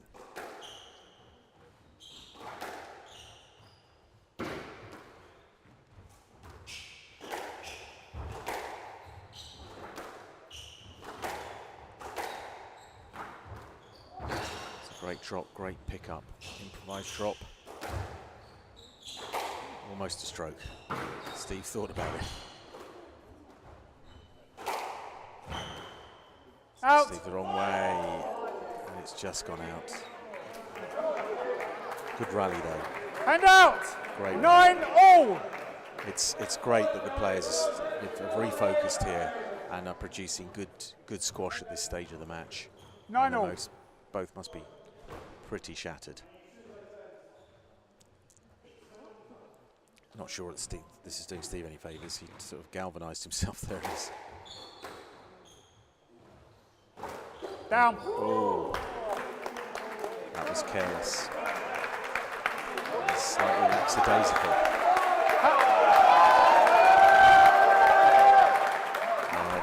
Steve And out. feeding off the 10-9. crowd. Match ball. Can he wrap it up? Yes, lap. Yeah. Bottled it. Bottled it. Could have said video ref. 10-9. Match ball. Yeah, could have Thank gone you. back to the video. 10-9. Match ball. Here we go. Tense stuff.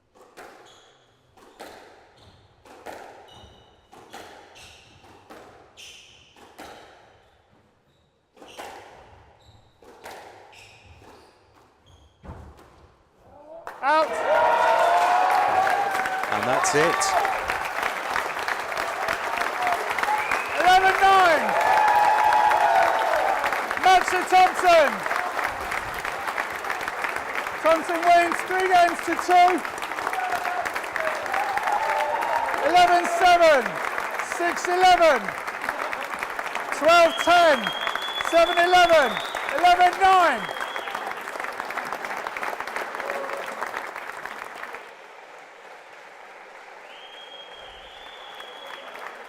Wow, what a match. That was great. I do hope everyone did enjoy watching it. Thanks very much for tuning in. It was really dramatic stuff. Thanks for everyone that has watched. We've had a good 50 odd people in at the moment watching this match, so thank you very much for tuning in. Almost as good as the live thing, but hopefully we'll see you all next year. Ladies and gentlemen, we'll do the presentation. Oh, we're going to do some presentations, so we'll do the do stick around for that. literally in 5 minutes, so please be very, very quick.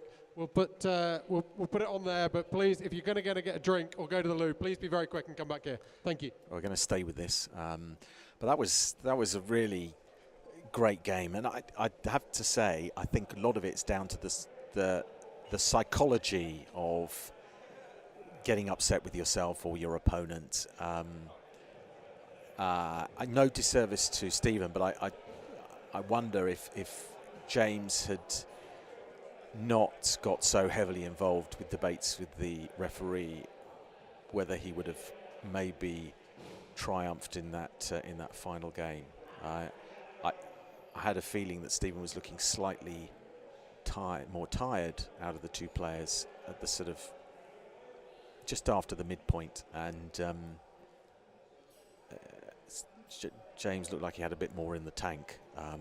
I could be wrong. I mean, I'm speculating, but I think that all of that stuff going wrong for James possibly meant distracted him and probably gave Steve some impetus and something to focus on, you know, and time to readjust mentally. So that's my thought. I mean, you may have a different thought, but it was great. It was really good, really intriguing stuff, as I said from the beginning. Fantastic to watch. Great to see such great squash here at Coolhurst. As I say, the home of squash in London. Has to be, surely. Write in if you disagree. Anyway, so we're do stick around. It's presentation time. Wonderful trophies being put on the table, and we'll be staying with this until those are all dished out, and then there'll be the bar.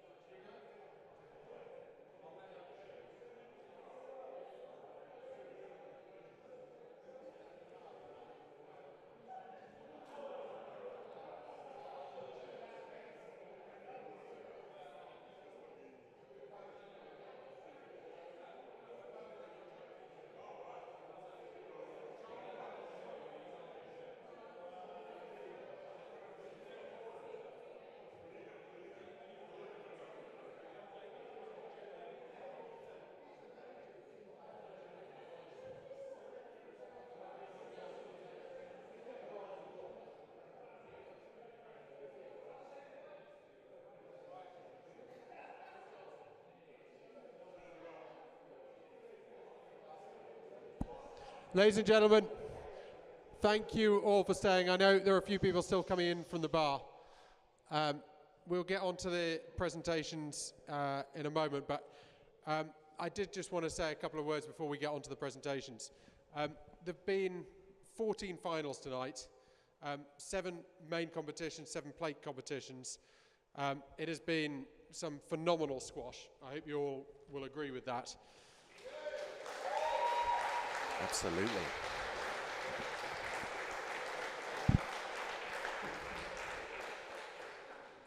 It's been 5 weeks. There have been over 80 people that have entered. 178 matches. That's the one that's just finished. That's the 178th match. And I've just got 4 sort of groups of thank yous that I'll do very quickly, and then we'll get on to the presentations. The first to our sponsors. I know they were here earlier this evening. I think they've gone now. To Aspreys, they're the people that have helped fund some of this tournament and all of these huge trophies that you see. Every one of these trophies is for you to take home for the winners. To Andy at the back there, the England squash marker, thank you very much.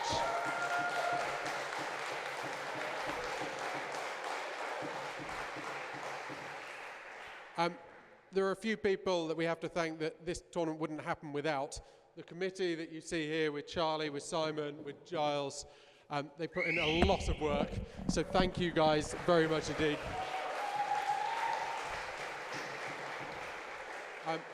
And finally, a massive thank you to all of you that are here and everyone that played. This wouldn't be a tournament and a decent tournament unless all of you turned up and all of you played. So thank you very much, and I hope you can continue to do it in the next few years as well.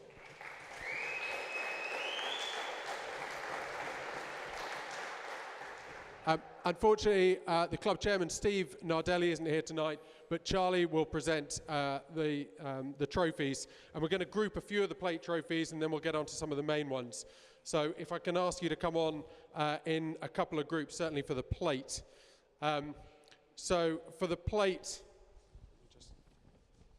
the 4 plate winners that we're going to start with are the racquetball plate, the Open C, the Open B, and the Vintage plate. So the winner of the racquetball plate was Guy Talentire. The winner of the Open C plate was Lucy Horncastle. Open B, Steve Horncastle. And the Vintage plate, Justin Parsons. If you want to come down.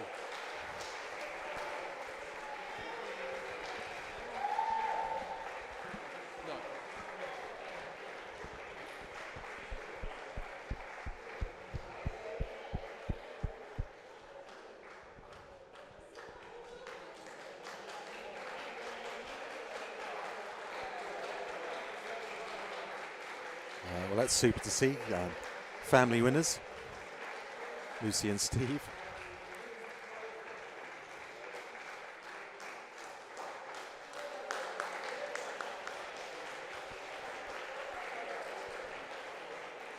And yes, if you want to stay on the court, we'll take a photo at the end. We'll make sure that we've got all of the winners. The other 3 plate events, the Vets plate winner, Pete Myers, the Ladies plate winner, Helen Whitney, and the Open plate winner, Leon Mordgill.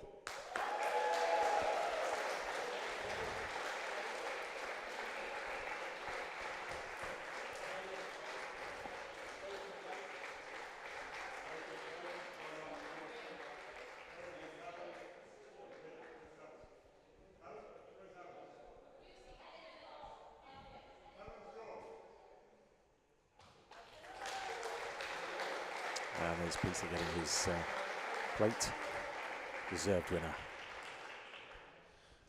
So on to the main event winners and runners-up. I'd like both of them to come up, please, and we'll do these one at a time. The first one, the racquetball.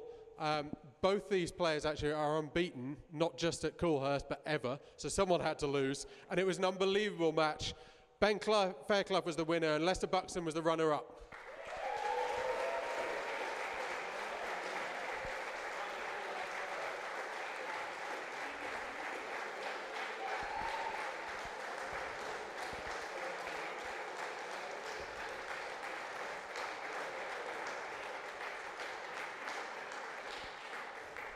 Onto the Open C, and actually these two played in 2 events tonight, and they just made it, they decided to put it together as just one match, but they got to the final of 2 events. So the Open C runner-up, Jeff Chapman, and the winner, Justin Parsons.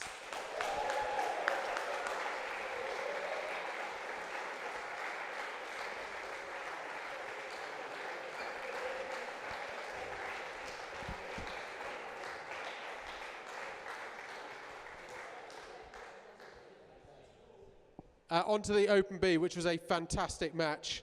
Matt Hitchens went 2-0 up. Jim Harrison came back, went to a final decider. The runner-up was Matt Hitchens, and the winner was Jim Harrison.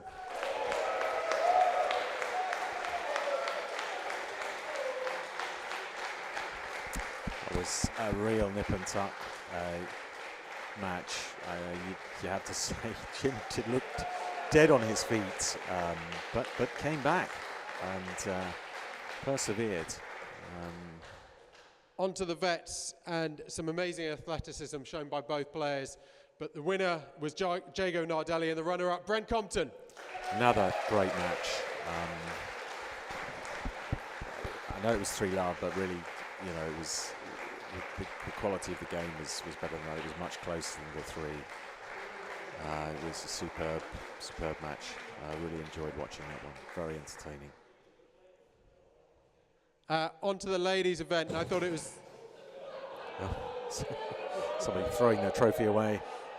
I don't want this. Were they the runner-up, I ask? Yeah. Onto the ladies' event, and I thought it was a fantastic final. I think it's the first time that these two have played in the tournament, and maybe even only the second time they've played together, but I thought it was a really good final. The runner-up was Hannah Knight, and the winner was Rena Borromeo. So yeah, Rena doing well there. She's very clinical on that backhand drop. And also hits a mean low drive.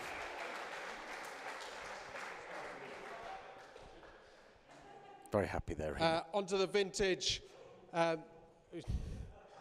missed that one, yeah. Sure, sorry, should have been a little bit earlier. But the runner-up was Murray Castle, and the winner was Ian Pagan.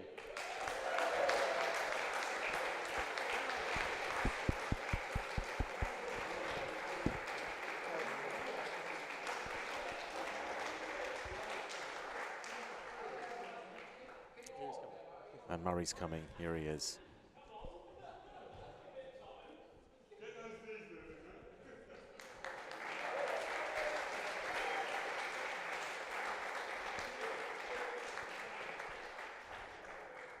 The final event of the night, I really don't need to say anything about it. The applause on the final point and people standing was a fitting tribute to what was an unbelievable final. The runner-up, and I'm sure he'll come back and he'll win it again, was James Carman, and the winner, and the second time that he's won this, first time was 5 years ago, was Steve Thompson.